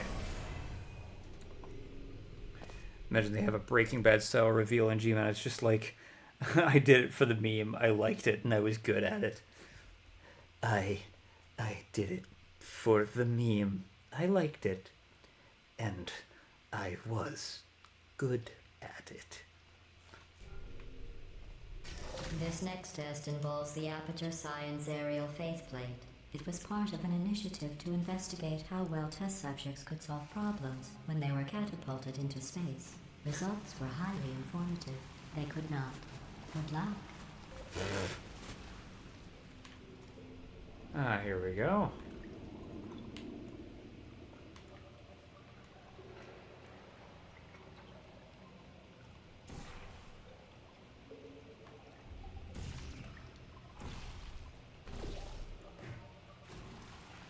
Amazing.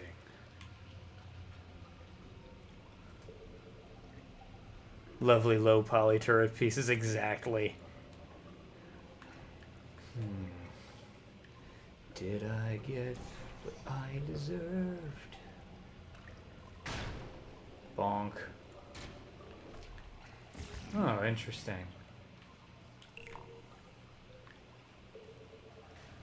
Oh, yes.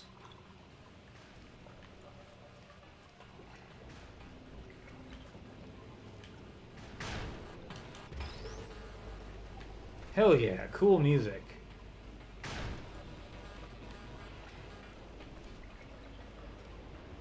Here's an interesting fact. You're not breathing real air. It's too expensive to pump this far down.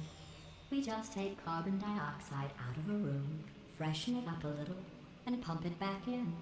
So you'll be breathing the same room full of air for the rest of your life.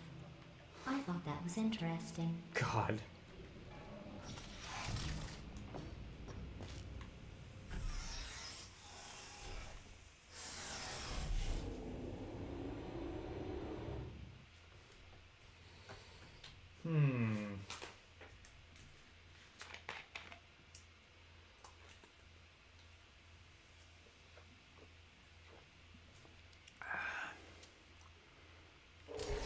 Let's see what the next test is. Have you ever played Roblox? No. Advanced aerial faceplates. Well, have fun soaring through the air without a care in the world. You've been I'll learning have to go to the wing that was made entirely of glass and pick up 15 acres of broken glass. By myself. Let's see. You're learning the hammer editor. No person should ever have to endure the torture of using hammer. It's weirder than you thought it would be. Oh.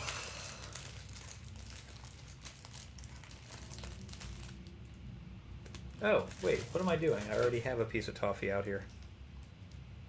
Good.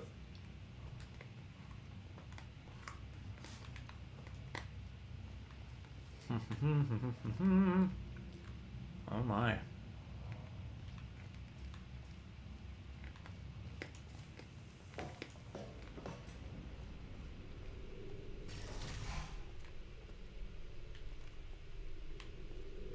Oh, look at that.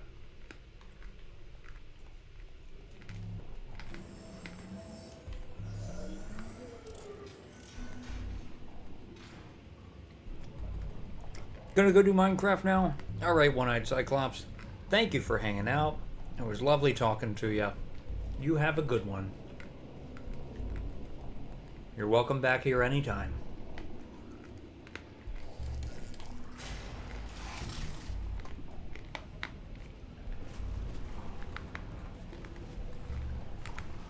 Interesting.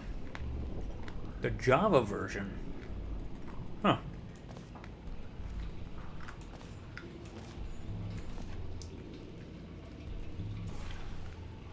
If I'm thinking about the version I am most likely to actually play, it's probably going to be the Nintendo Switch version. Because it seems like the kind of game that I would, if I were to get into it, I might want to play it in bed, or on the toilet, or out and about while waiting for a bus.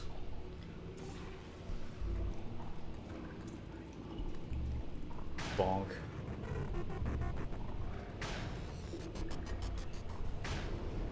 Fuck.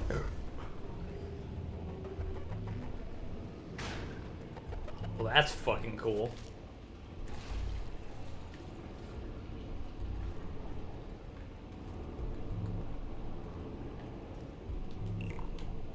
sorry. I'm still cleaning out the test chambers, so sometimes there's still trash in them, standing around, smelling and being useless. Try to avoid the garbage hurtling towards you.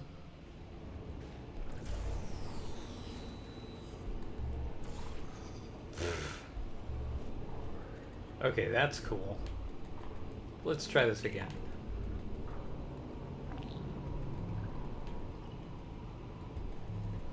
Oh, there we go.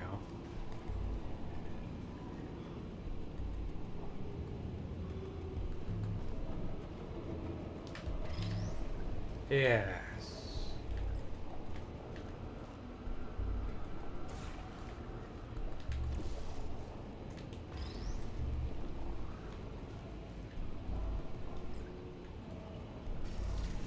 Good.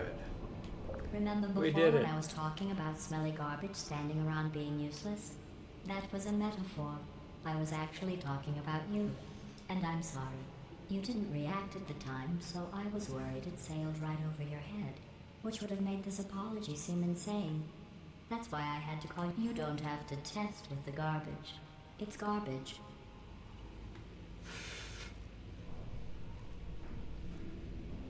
You know, the original line, or the line that I interrupted, would have been funnier. Also, yeah.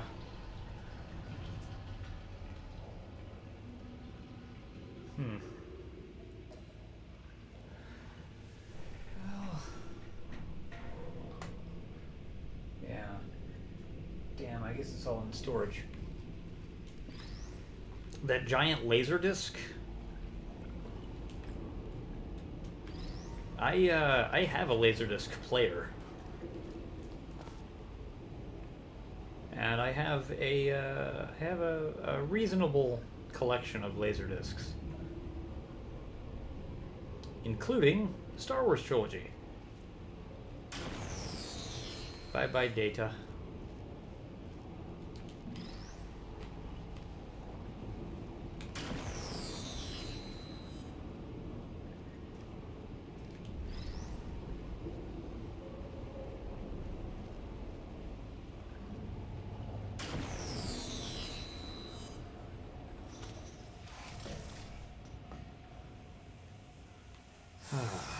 Toffee.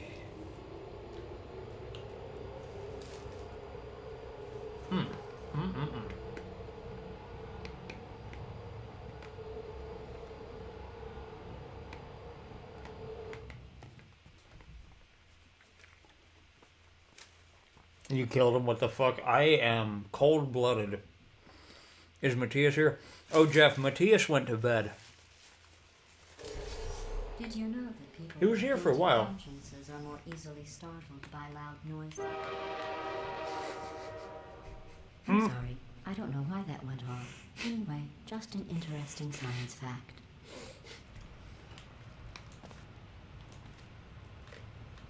Best use of a Half-Life 2 sound ever.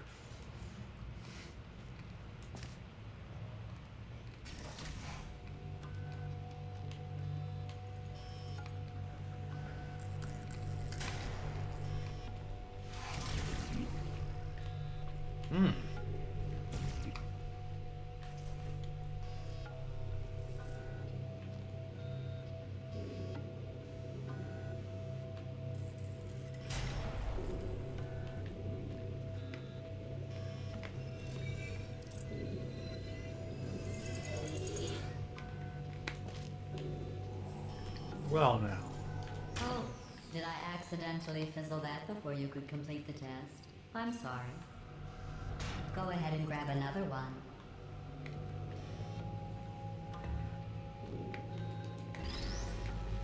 Oh, God. Of course it's the companion cube. Oh, no.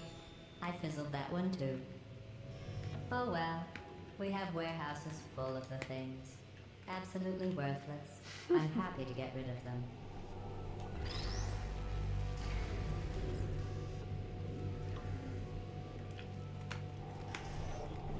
Quite funny, Gladys. Quite funny.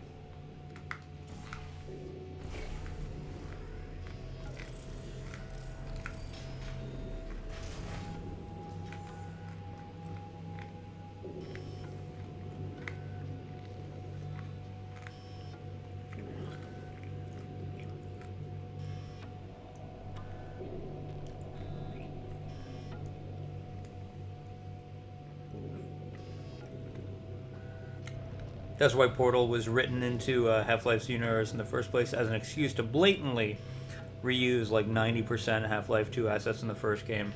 Yeah, sure. Makes a lot of sense.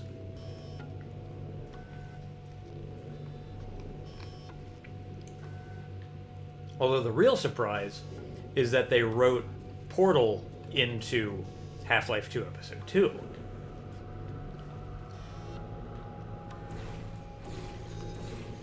And it's very funny because, like, you can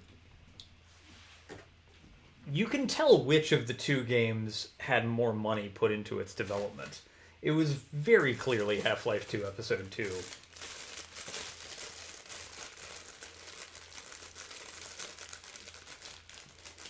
But I think Portal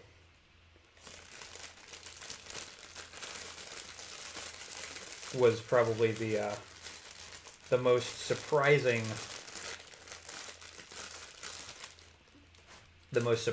and original thing in the Orange Box.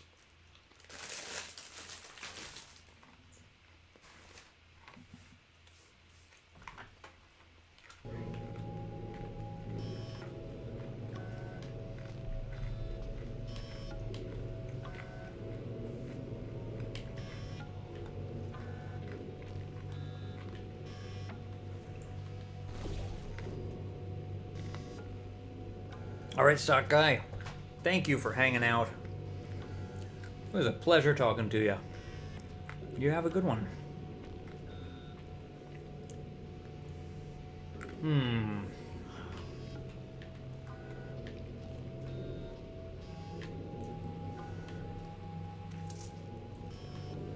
Oh. Yeah. Yeah.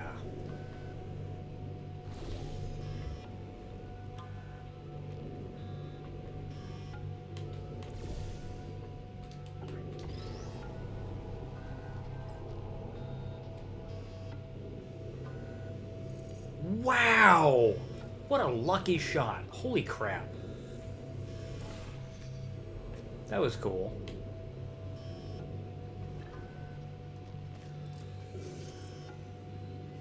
Every test chamber is equipped with an emancipation grill at its exit, so that test subjects cannot smuggle test objects out of the test area.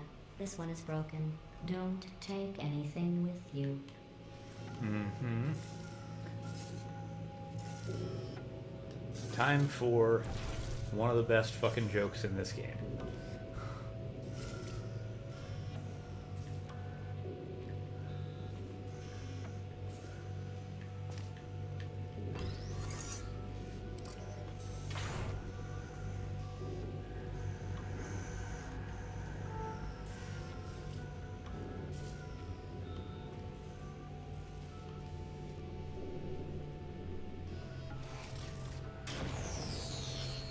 I think that one was about to say, I love you. They are sentient, of course. We just have a lot of them. So, I think GLaDOS is lying. I do not think that those are sentient. And if they are sentient, I think that's dumb. I think it's worse writing if they're sentient. Because the whole reason the companion cube is funny in the first game is because it's not sentient. It's like a Castaway Wilson kind of situation. The whole joke hinges on it not being sentient. Because the joke is that the test subjects become attached to it through loneliness and isolation and insanity. Making them sentient undermines the joke.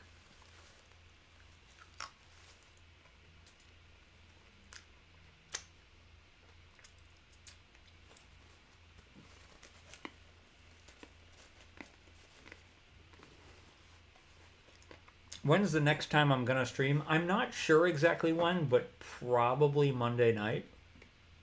Like, you know, probably technically tonight, but you know what I mean.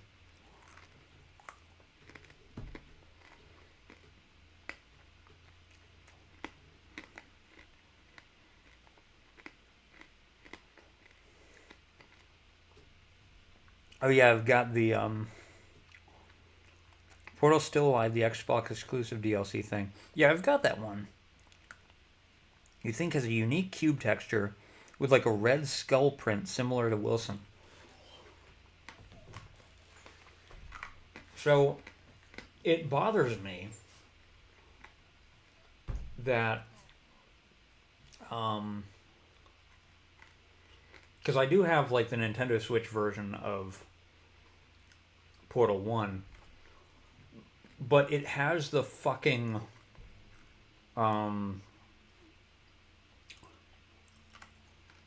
it has the fucking radios in every test chamber. And I know that they included that little ARG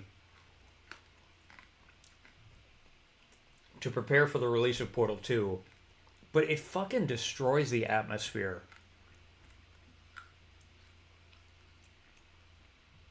It fucking damages the atmosphere of Portal 1, and there's no way to, like, in that version of the game at least, there's no way to turn it off. And I don't know about Still Alive.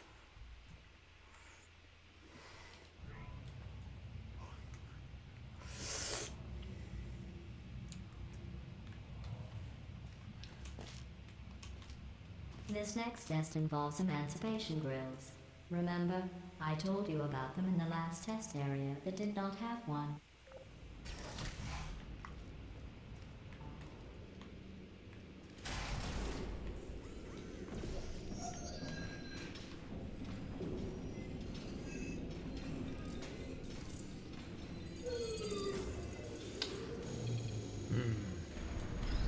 Oh no, the turbines again. I have to go. Wait, this next test does require some explanation. Let me give you the fast version. There, if you have any questions, just remember what I said in slow motion. Test on your own recognizance. I'll be right back.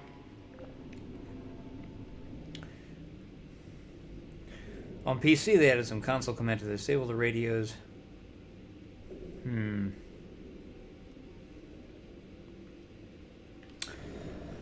Oh.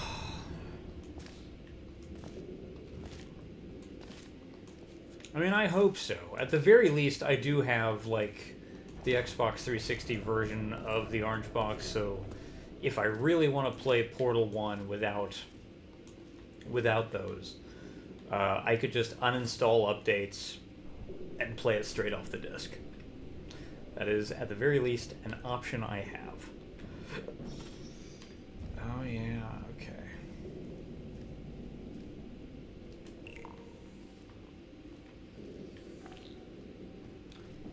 Yeah.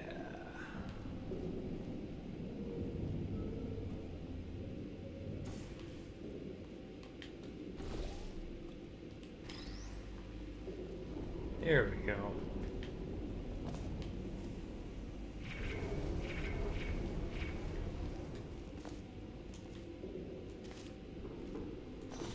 Oh yeah, there we go. Good.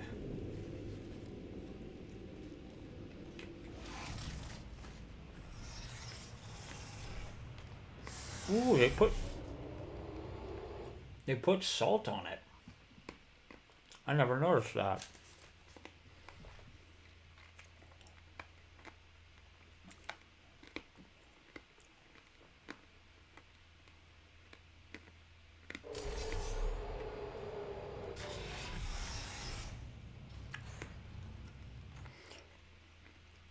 Have the music only start playing if you picked them up like that one section outside of the test chambers. Yeah.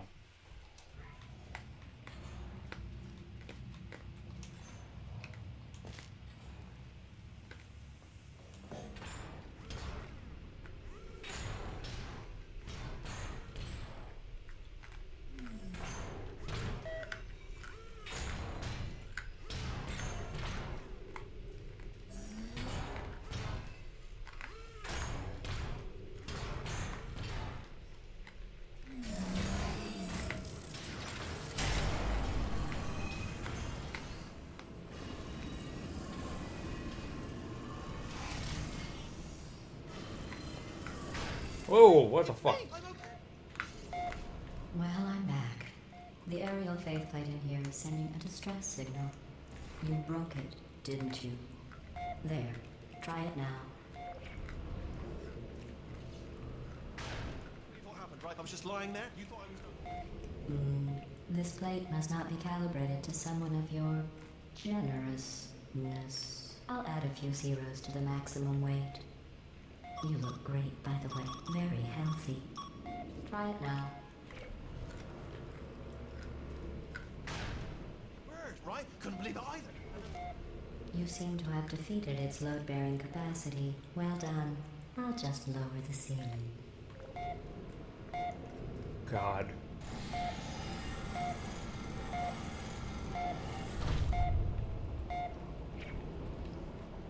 It's so mean.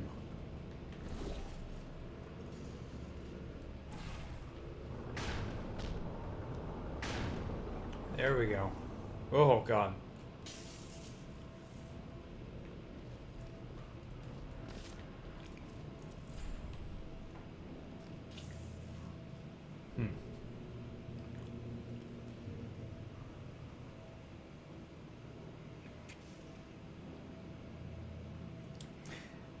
I think it would be neat if for Half-Life 2's 20th anniversary, as if they added Half-Life 2 beta content and stuff from the Half-Life 2 arcade game to Half-Life 2 Deathmatch. Oh yeah, see, that could have been really very, very, very cool.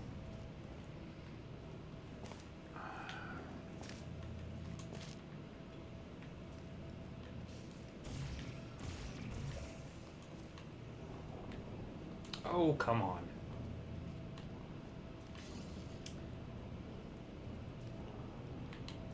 Oh, I see what I gotta do.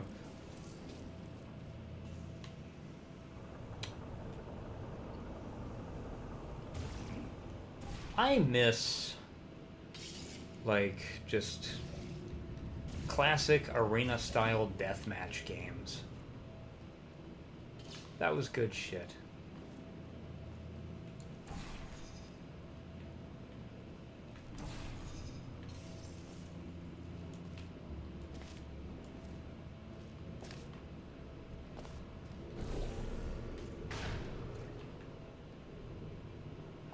There we go. Ah. Interesting. Well, that seems kind of obvious.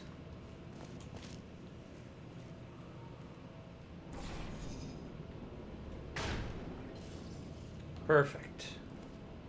All right.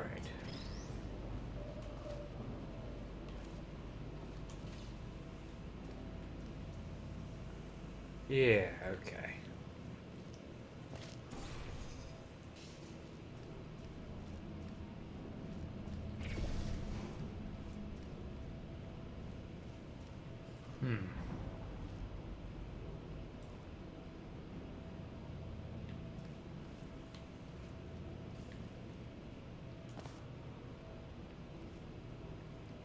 Well.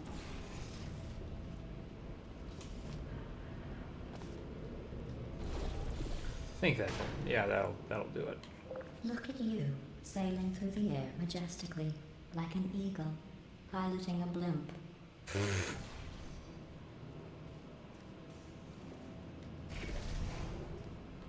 Yes.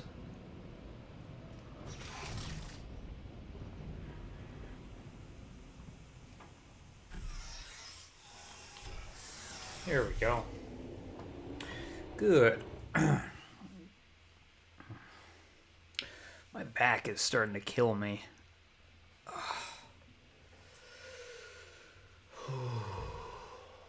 Getting old. Enjoy this next test. I'm going to go to the surface. It's a beautiful day out. Yesterday I saw a deer. If you solve this next test, maybe I'll let you ride an elevator all the way up to the break room.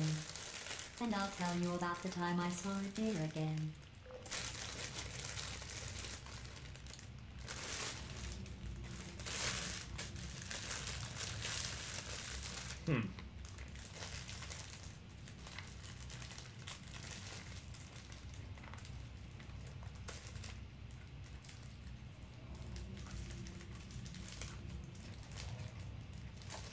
The deer is a lie.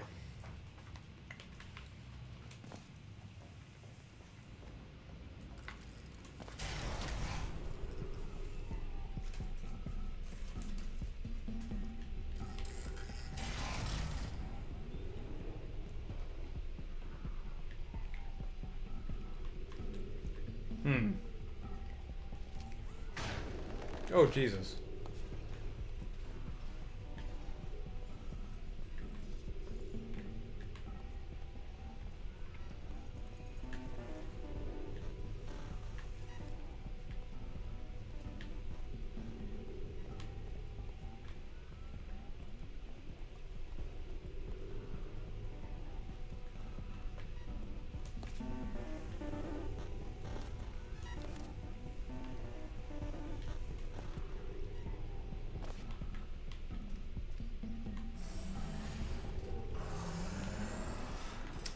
Huh.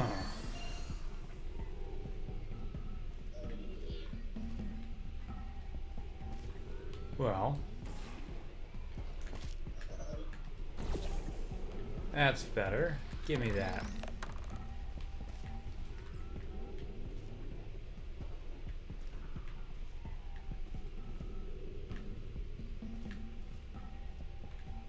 God damn it.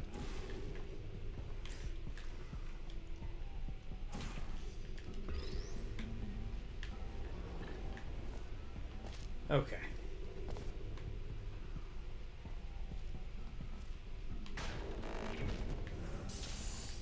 Huh.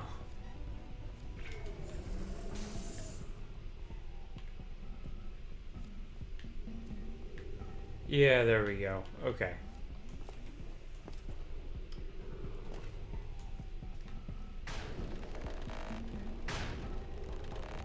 Good. I think.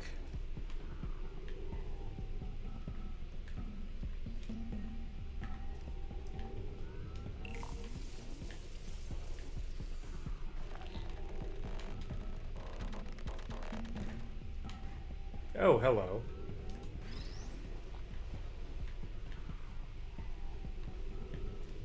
Let's take a look here.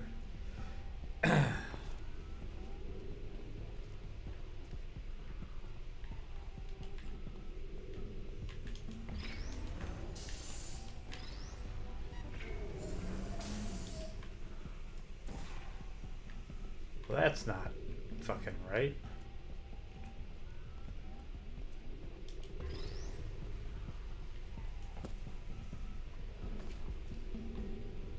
Let's see.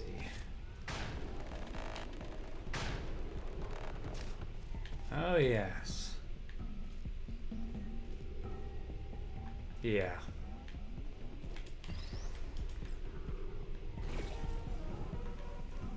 Good. Right? Probably.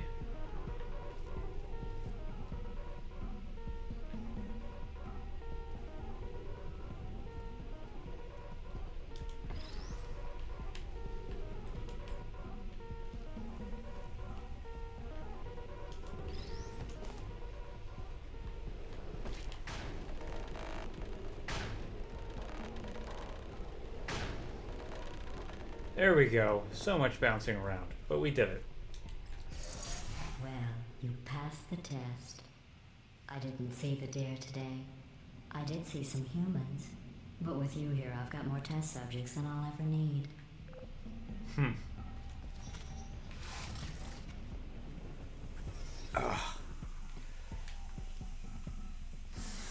I do like that Half-Life 2's 20th anniversary update included developer commentary for Half-Life 2 itself.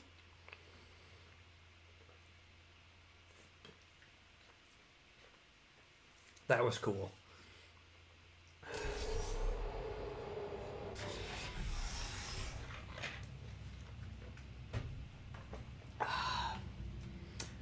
If I haven't already, I just want to express my appreciation to everybody who's watching this right now.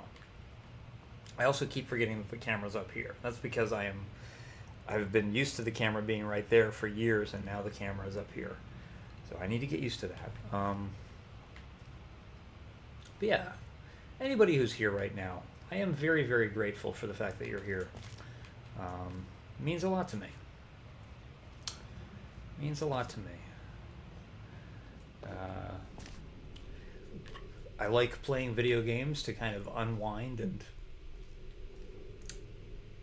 de-stress and chill out my mind and... These bridges are made from natural light that I pump in from the surface. If you rubbed your cheek on one, it would be like standing outside with the sun shining on your face. It would also set your hair on fire, so don't actually do it. But yeah, so, you know, I do this very much for my own fun, and the fact that other people willingly choose to spend their time here and vibe, it means a lot to me, so thank you. You appreciate the streams, Tim. Nice content. Thank you, Jeff. I appreciate you. I appreciate you. How's CS going?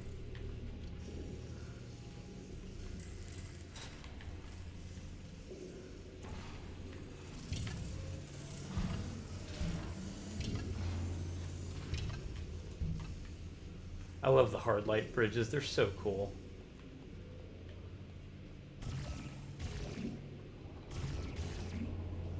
Oh, whoa.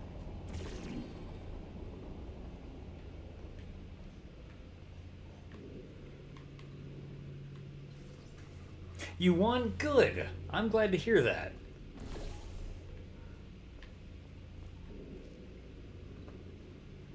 $13-11. Oh wow, that you said it's really intense. That's a pretty close game.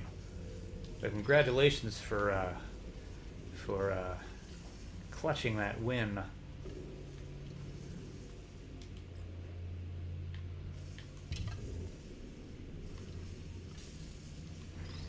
Let's see here.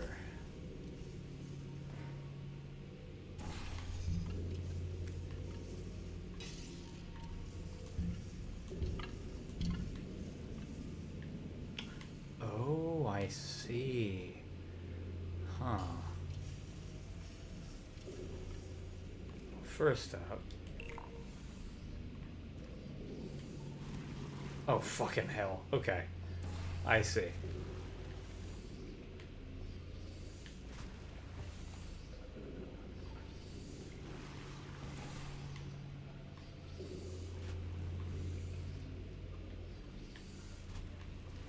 Wow, it's really just...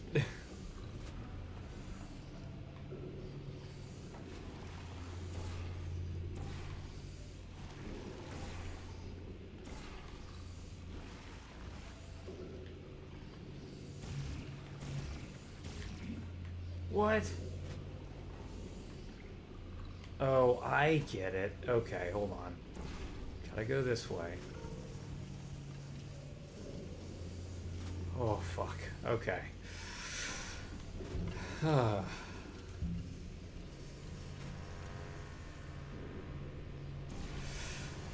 Yeah, that's kind of nerve-wracking. This'll be okay. Oh, fuck. Perfect. Let's back the fuck up.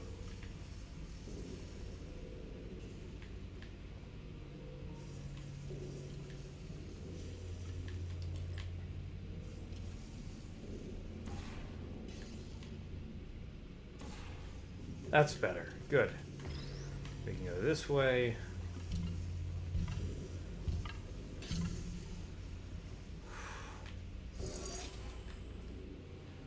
Perfect. Fuck. All right. Yay. Excellent. You're a predator, and these tests are your prey. Speaking of which, I was researching sharks for an upcoming test. Do you know who else murders people who are only trying to help them? Did you guess sharks? Fuck. Because that's wrong. The correct answer is nobody. Holy Nobody shit. but you is that pointlessly cruel. Holy shit, it's the great big fucking turret. No, come back. Aw. Cool. Ugh.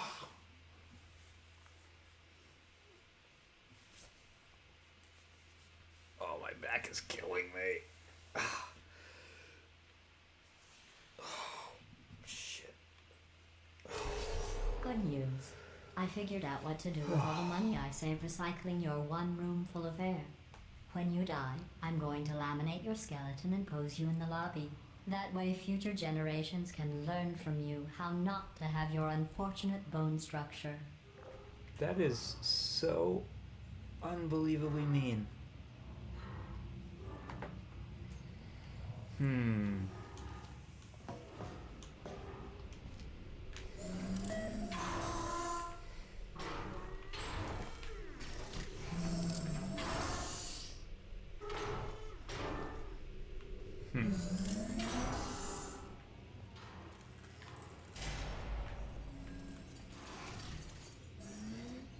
Perfect. The door's malfunctioning. I guess somebody's going to have to repair that too. No, don't get up. I'll be right back. Don't touch anything. Hey, up here. I found some bird eggs up there. Just dropped them into the door mechanism. Shut it right down. Bird, Oh, God. Bird! Okay, that's probably the bird in it that laid the eggs. Livid. Okay, look, the point is, we're gonna break out of here, alright? Very soon, I promise. I just have to figure out how to break us out of here. Here she comes. Just keep testing. Remember, you never saw me. God. I went and spoke with the door mainframe. Let's just say he won't be, well, living anymore. Anyway, back to testing. God.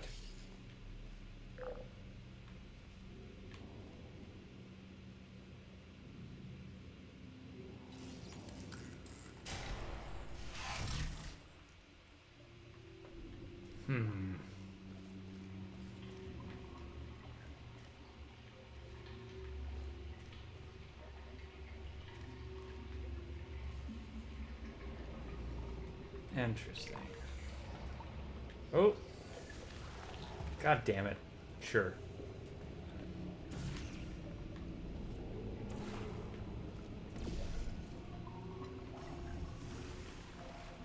Yeah, okay.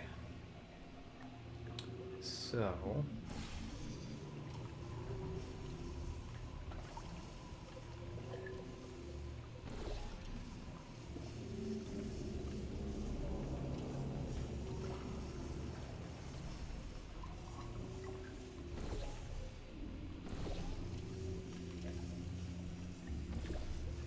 put that there, and we're...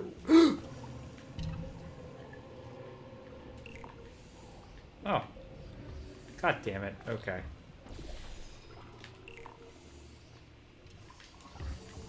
Come on now.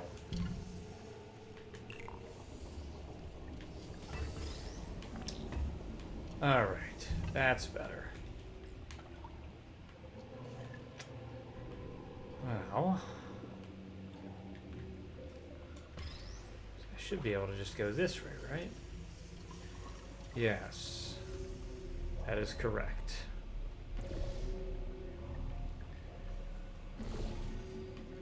Okay. Okay, so all I have to do is walk that. Okay. We're doing the thing. Well done. In fact, you did so well, I'm going to note this on your file, in the commendation section. Oh, there's lots of room here. Did well. Enough.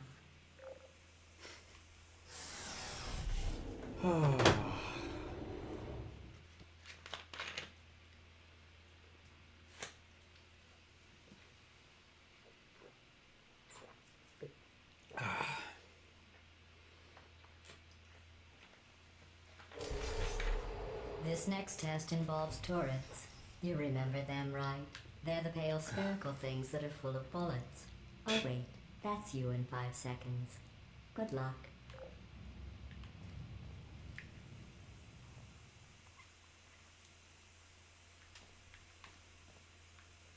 I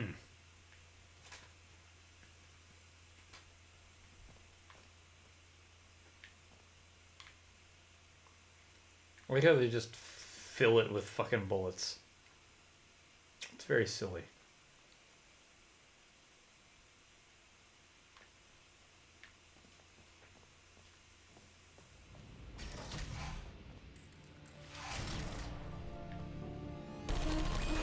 What? Did that thing just do a fucking backflip? What the hell was that?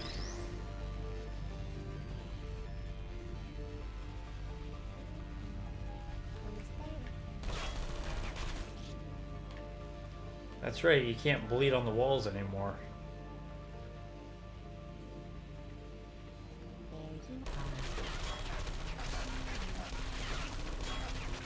Oh, that was bad. Oh. I know I should have just portaled behind This it. next test involves turrets. You remember them, right? They're the pale spherical things that are full of bullets. Oh wait, that's you in 5 seconds. Good luck. Yeah, that one just flips out. Why does it do that?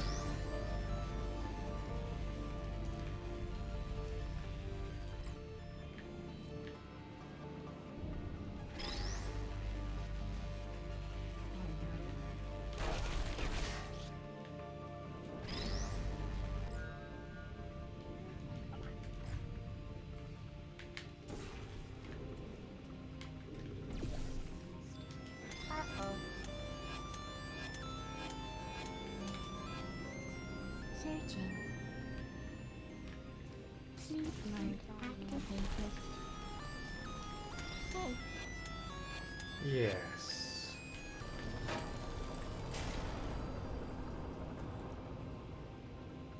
Good grief. What, what the hell am I looking at here? Those just all turret shells. Oh fuck.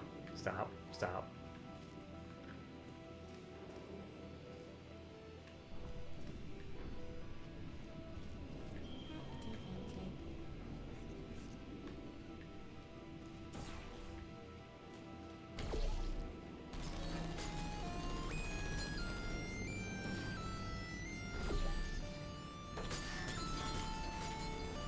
activated. Yes.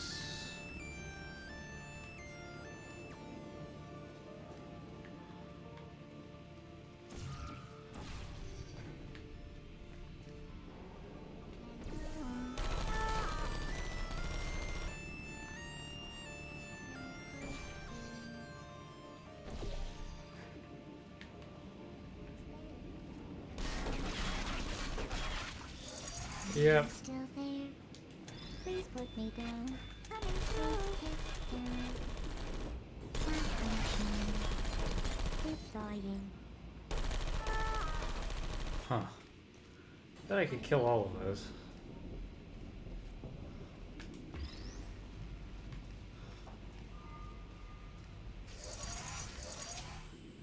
Oh yes, perfect.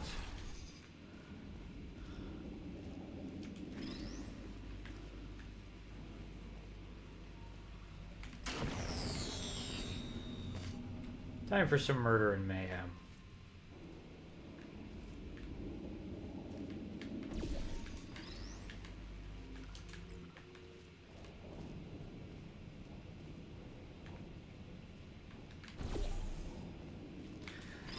I'm going to destroy as much as I can.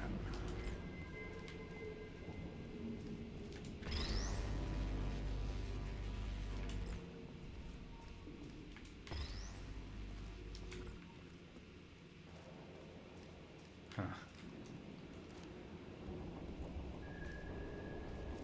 Are there more? Yes, there are definitely more. But where? Oh, there you are.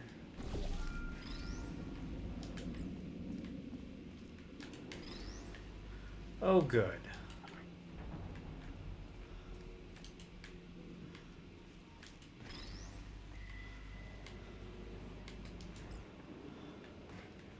Well, time to kill everything.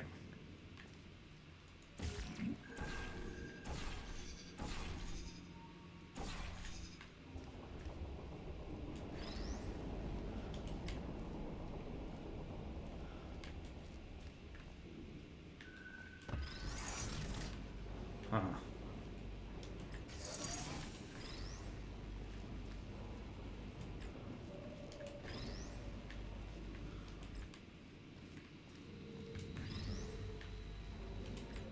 It's 3, 6. Okay.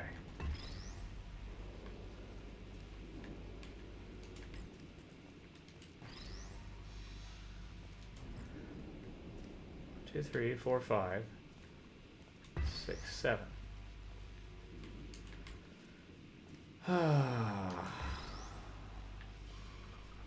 Wait. Hold on.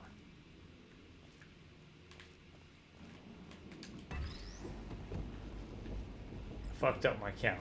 Let me see this. Hold on. 1, 2, 3. 1, 2, 3, 4, 5, 6, 7, 8. There's 8 of them over here. Good.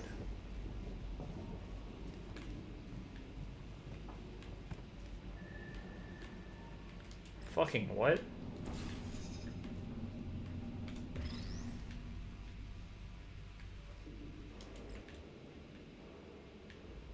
Oh, that's fucking weird. Come on. Sure.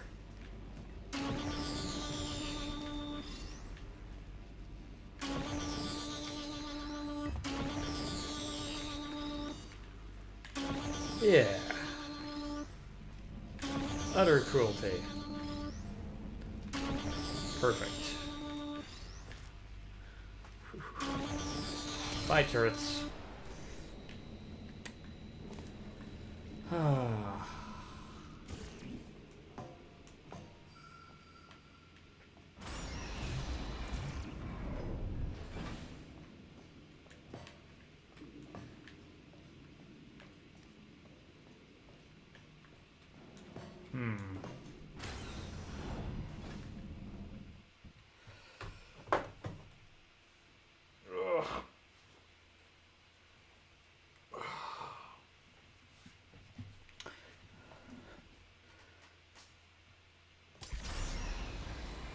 To maintain a constant testing cycle, I simulate daylight at all hours and add adrenal vapor to your oxygen supply. So you may be confused about the passage of time. The point is, yesterday was your birthday. I thought you'd want to know.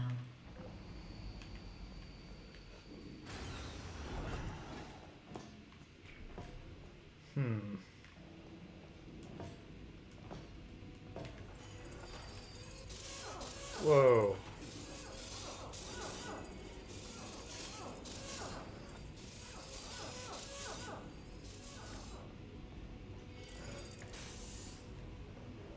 Interesting.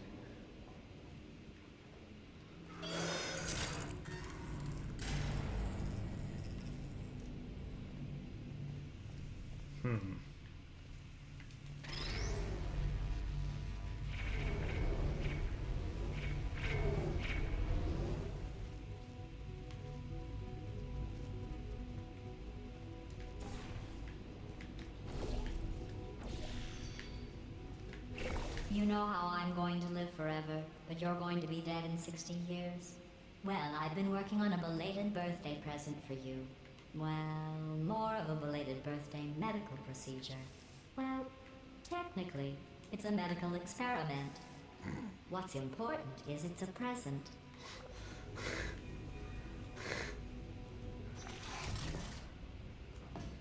Jeez.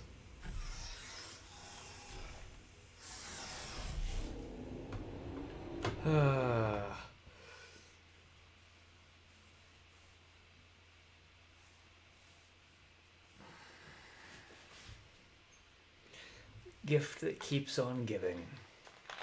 Immortality? That jumpsuit you're wearing looks stupid. That's not me talking. It's right here in your file. On other people it looks fine. But right here a scientist has noted that on you it looks stupid. Well, what does a neck-bearded old engineer know about fashion? He probably... Oh, wait, it's a she. Still, what does she know? Oh wait, it says she has a medical degree. In fashion. From France. It's like she has to lay foundation in order to create a concept in which I should be offended.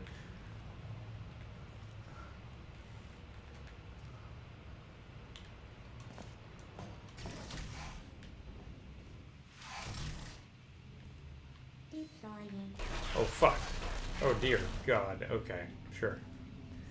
Yeah, alright, fine.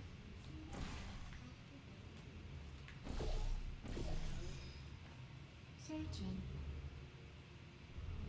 Nap time. There you Hooray! Gunfire.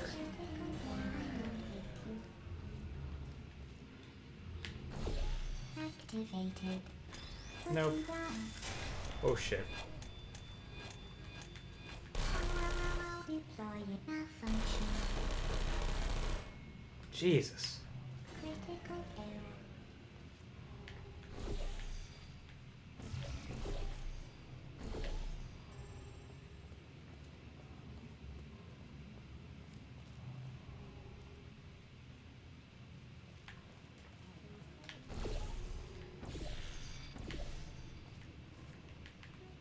Fuck.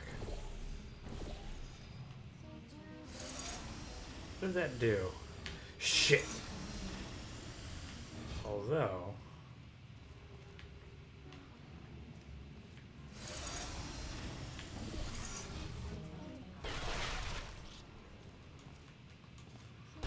Oh, holy fuck. Okay, ow.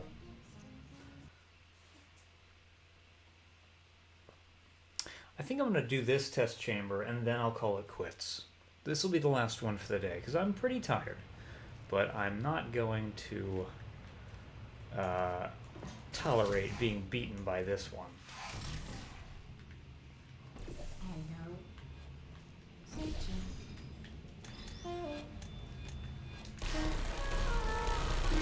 Hooray! Thank God I didn't get shot. Critical error.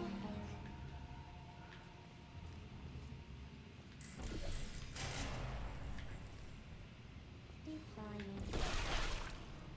You fucking bastards.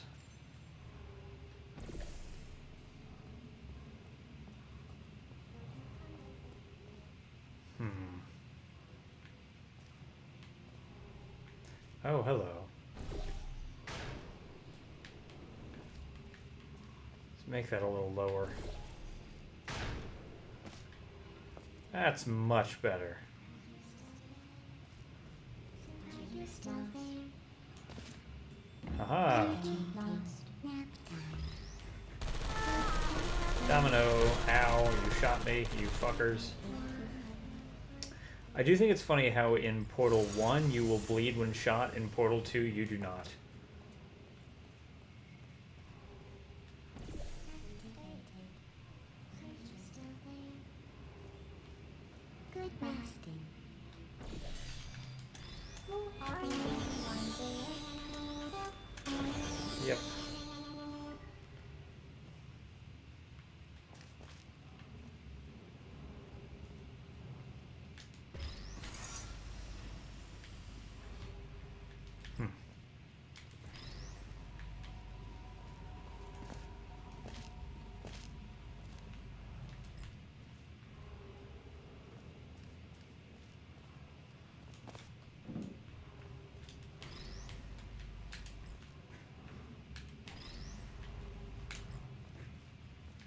There we go.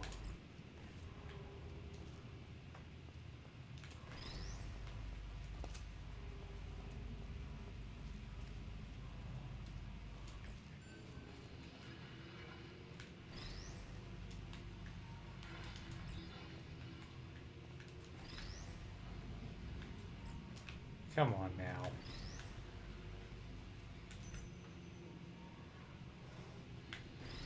All right.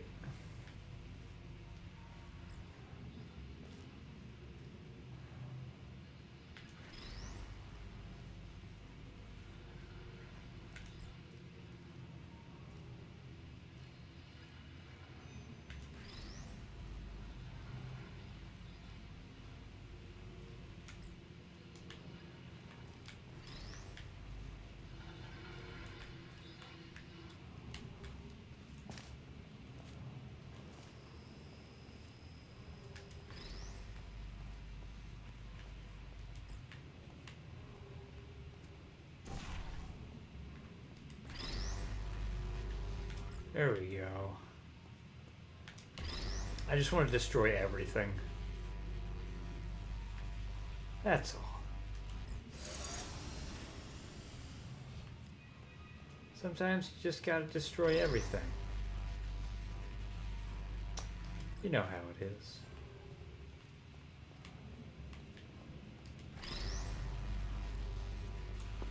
Sometimes you just have to annihilate a bunch of sentient beings.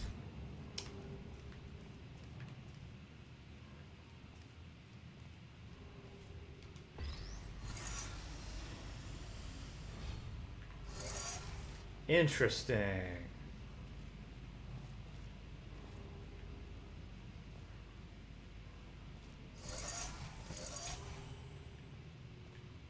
Huh.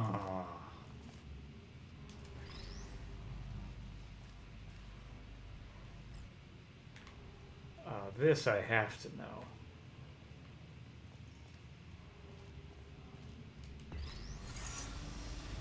Oh, well that...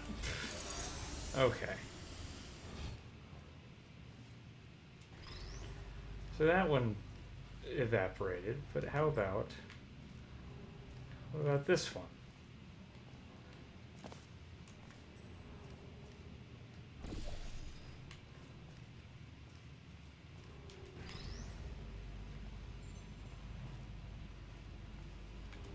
We'll find out.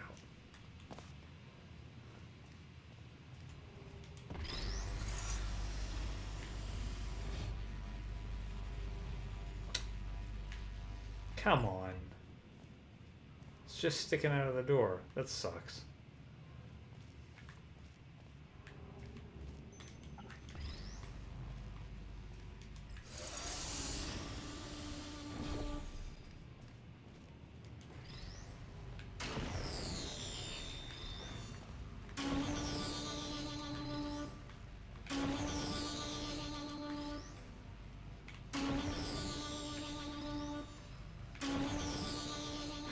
There we go.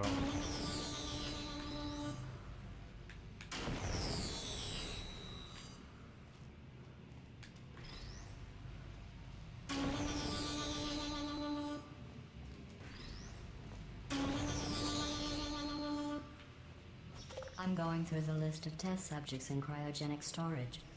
I managed to find 2 with your last name. A man and a woman. So that's interesting. It's a small world.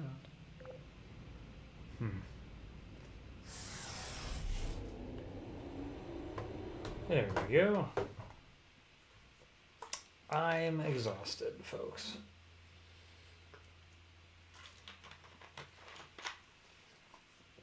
So on that note of exhaustion, I have a surprise waiting for you after this next test. Telling you would spoil the surprise. So I'll just give you a hint. It involves meeting 2 people you haven't seen in a long time.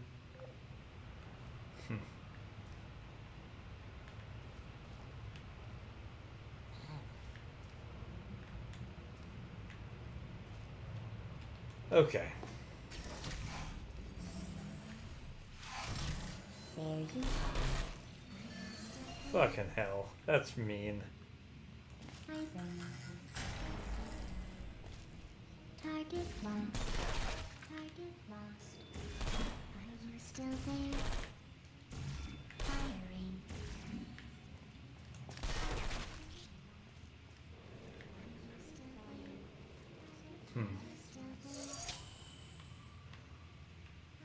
Oh, yeah, okay. Right. Sheesh.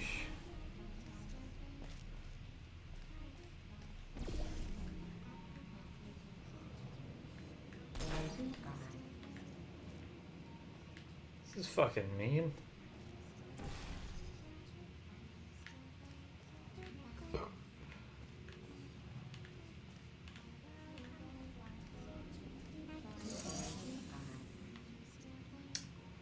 Well.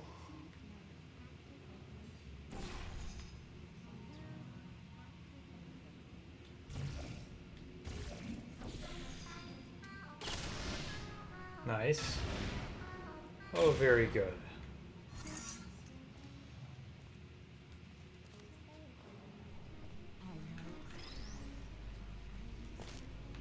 Always happy for a little murder and mayhem.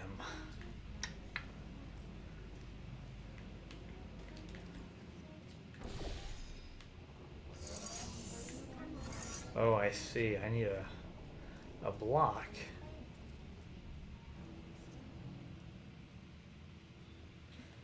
Hello, Kotiga Andre.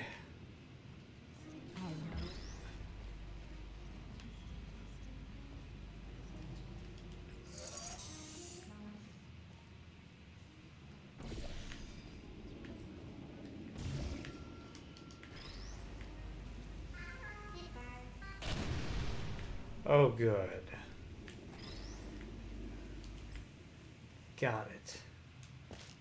Oh, let's crouch. Let's see what's in here. Yes. This is so cool.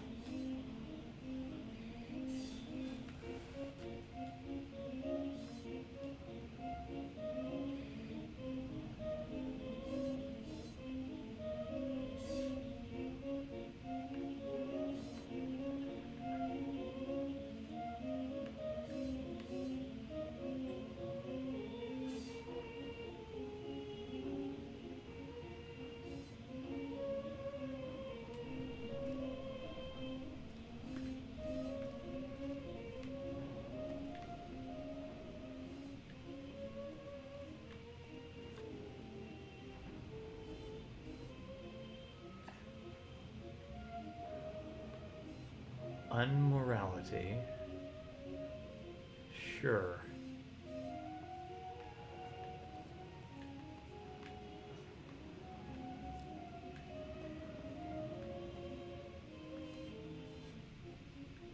So many beans.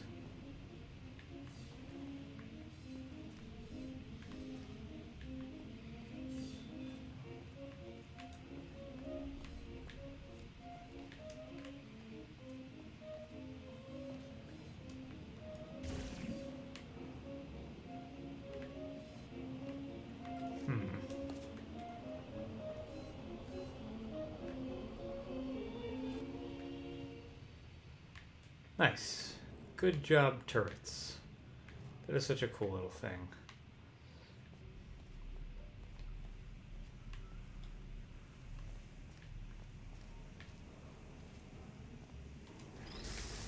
Fuck.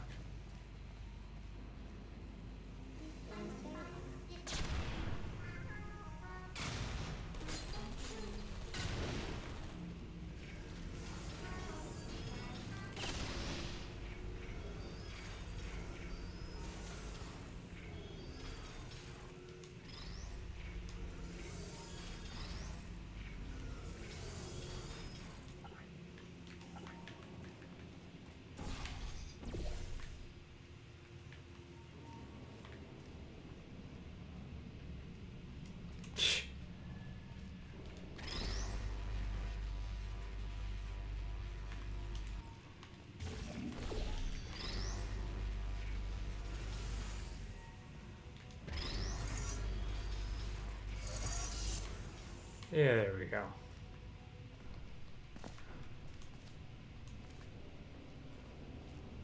Very nice.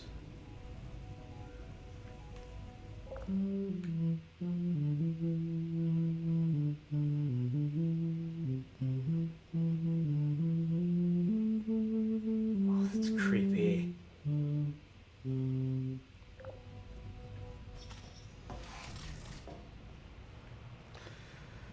Okay.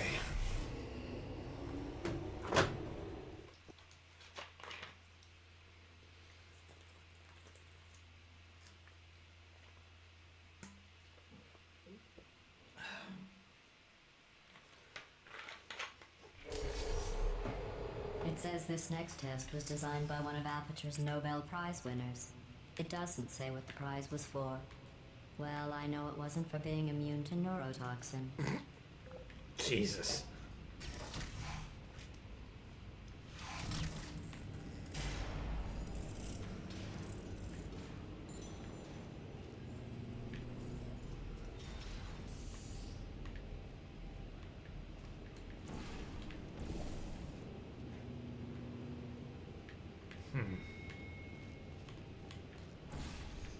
Oh, yes. Perfect.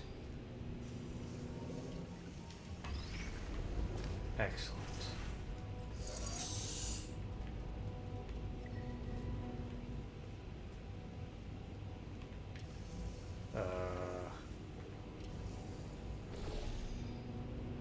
Fucking what?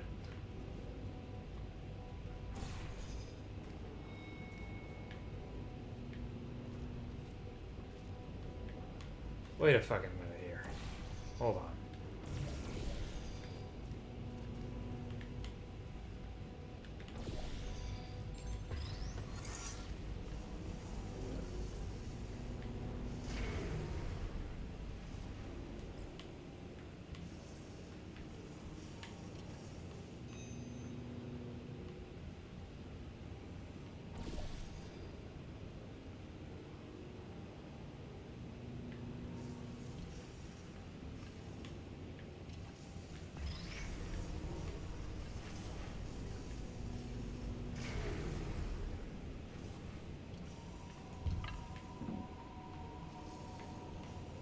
Oh, I think I see it.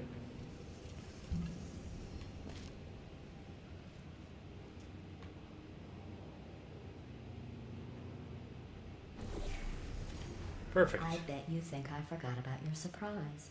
I didn't. In fact, we're headed to your surprise right now.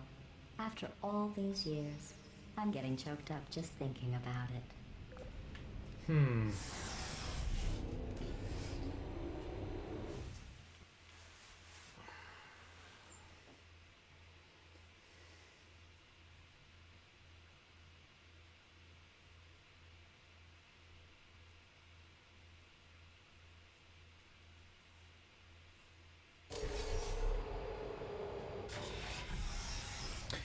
Let me check something real quick, folks.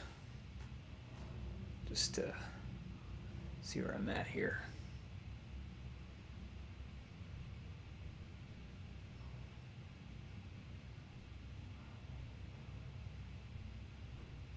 Yeah.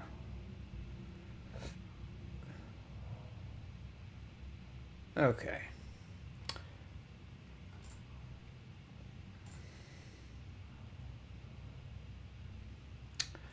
Folks, I'm getting kind of tired. I do think I should call it quits for the night. I do want to check something real quick, though.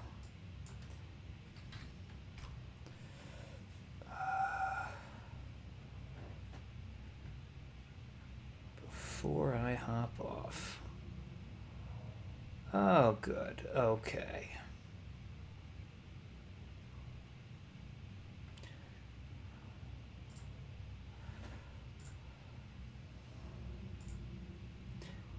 Alright, everybody. I am going to call it quits for the night.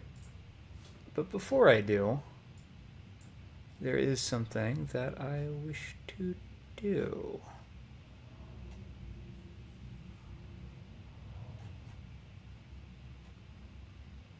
Wow, I no longer know how to do this.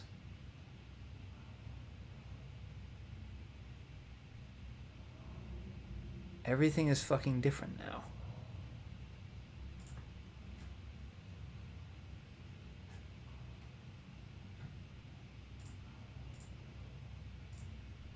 See, I used to know exactly what I had to do in order to set up a live redirect. Now it's all fucking different. There it is. Okay.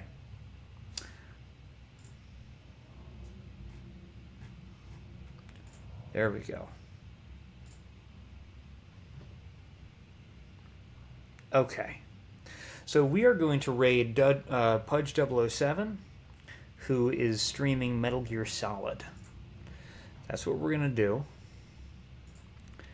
And before we do that, I'm going to say goodbye to everybody who has been kind enough to spend some time here. So thank you very much. Yes, thank you, Katiga Andre. Thank you, Jeff. Oh, let me save here. Just to properly do that. Okay. Yeah. Thank you, Katiga Andre. Thank you, Jeff. Thank you to Real Bruner. Thank you, Dumb Sock Guy. Thank you, One-Eyed Cyclops. Thank you, Kill a Wolf. And who else we got here? Thank you, Matthias. Thank you, Big Cheesy. Thank you, Andy Felicati. And let me see if there's anybody else I missed. It was a nice, busy chat tonight. Oh, thank you, Vortigog. Yeah. I appreciate all of you. Very grateful to you. All right, so let's go raid Pudge 007. Hang out for some Metal Gear Solid shenanigans. I'm just gonna finish eating my dinner and I'll be heading to bed in a little bit. But for now, let's go raid. This will be fun. Good night, everybody. Take care. I'll be back.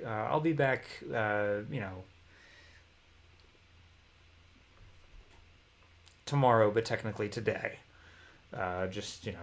Later in the evening. So that's something to look forward to. All right.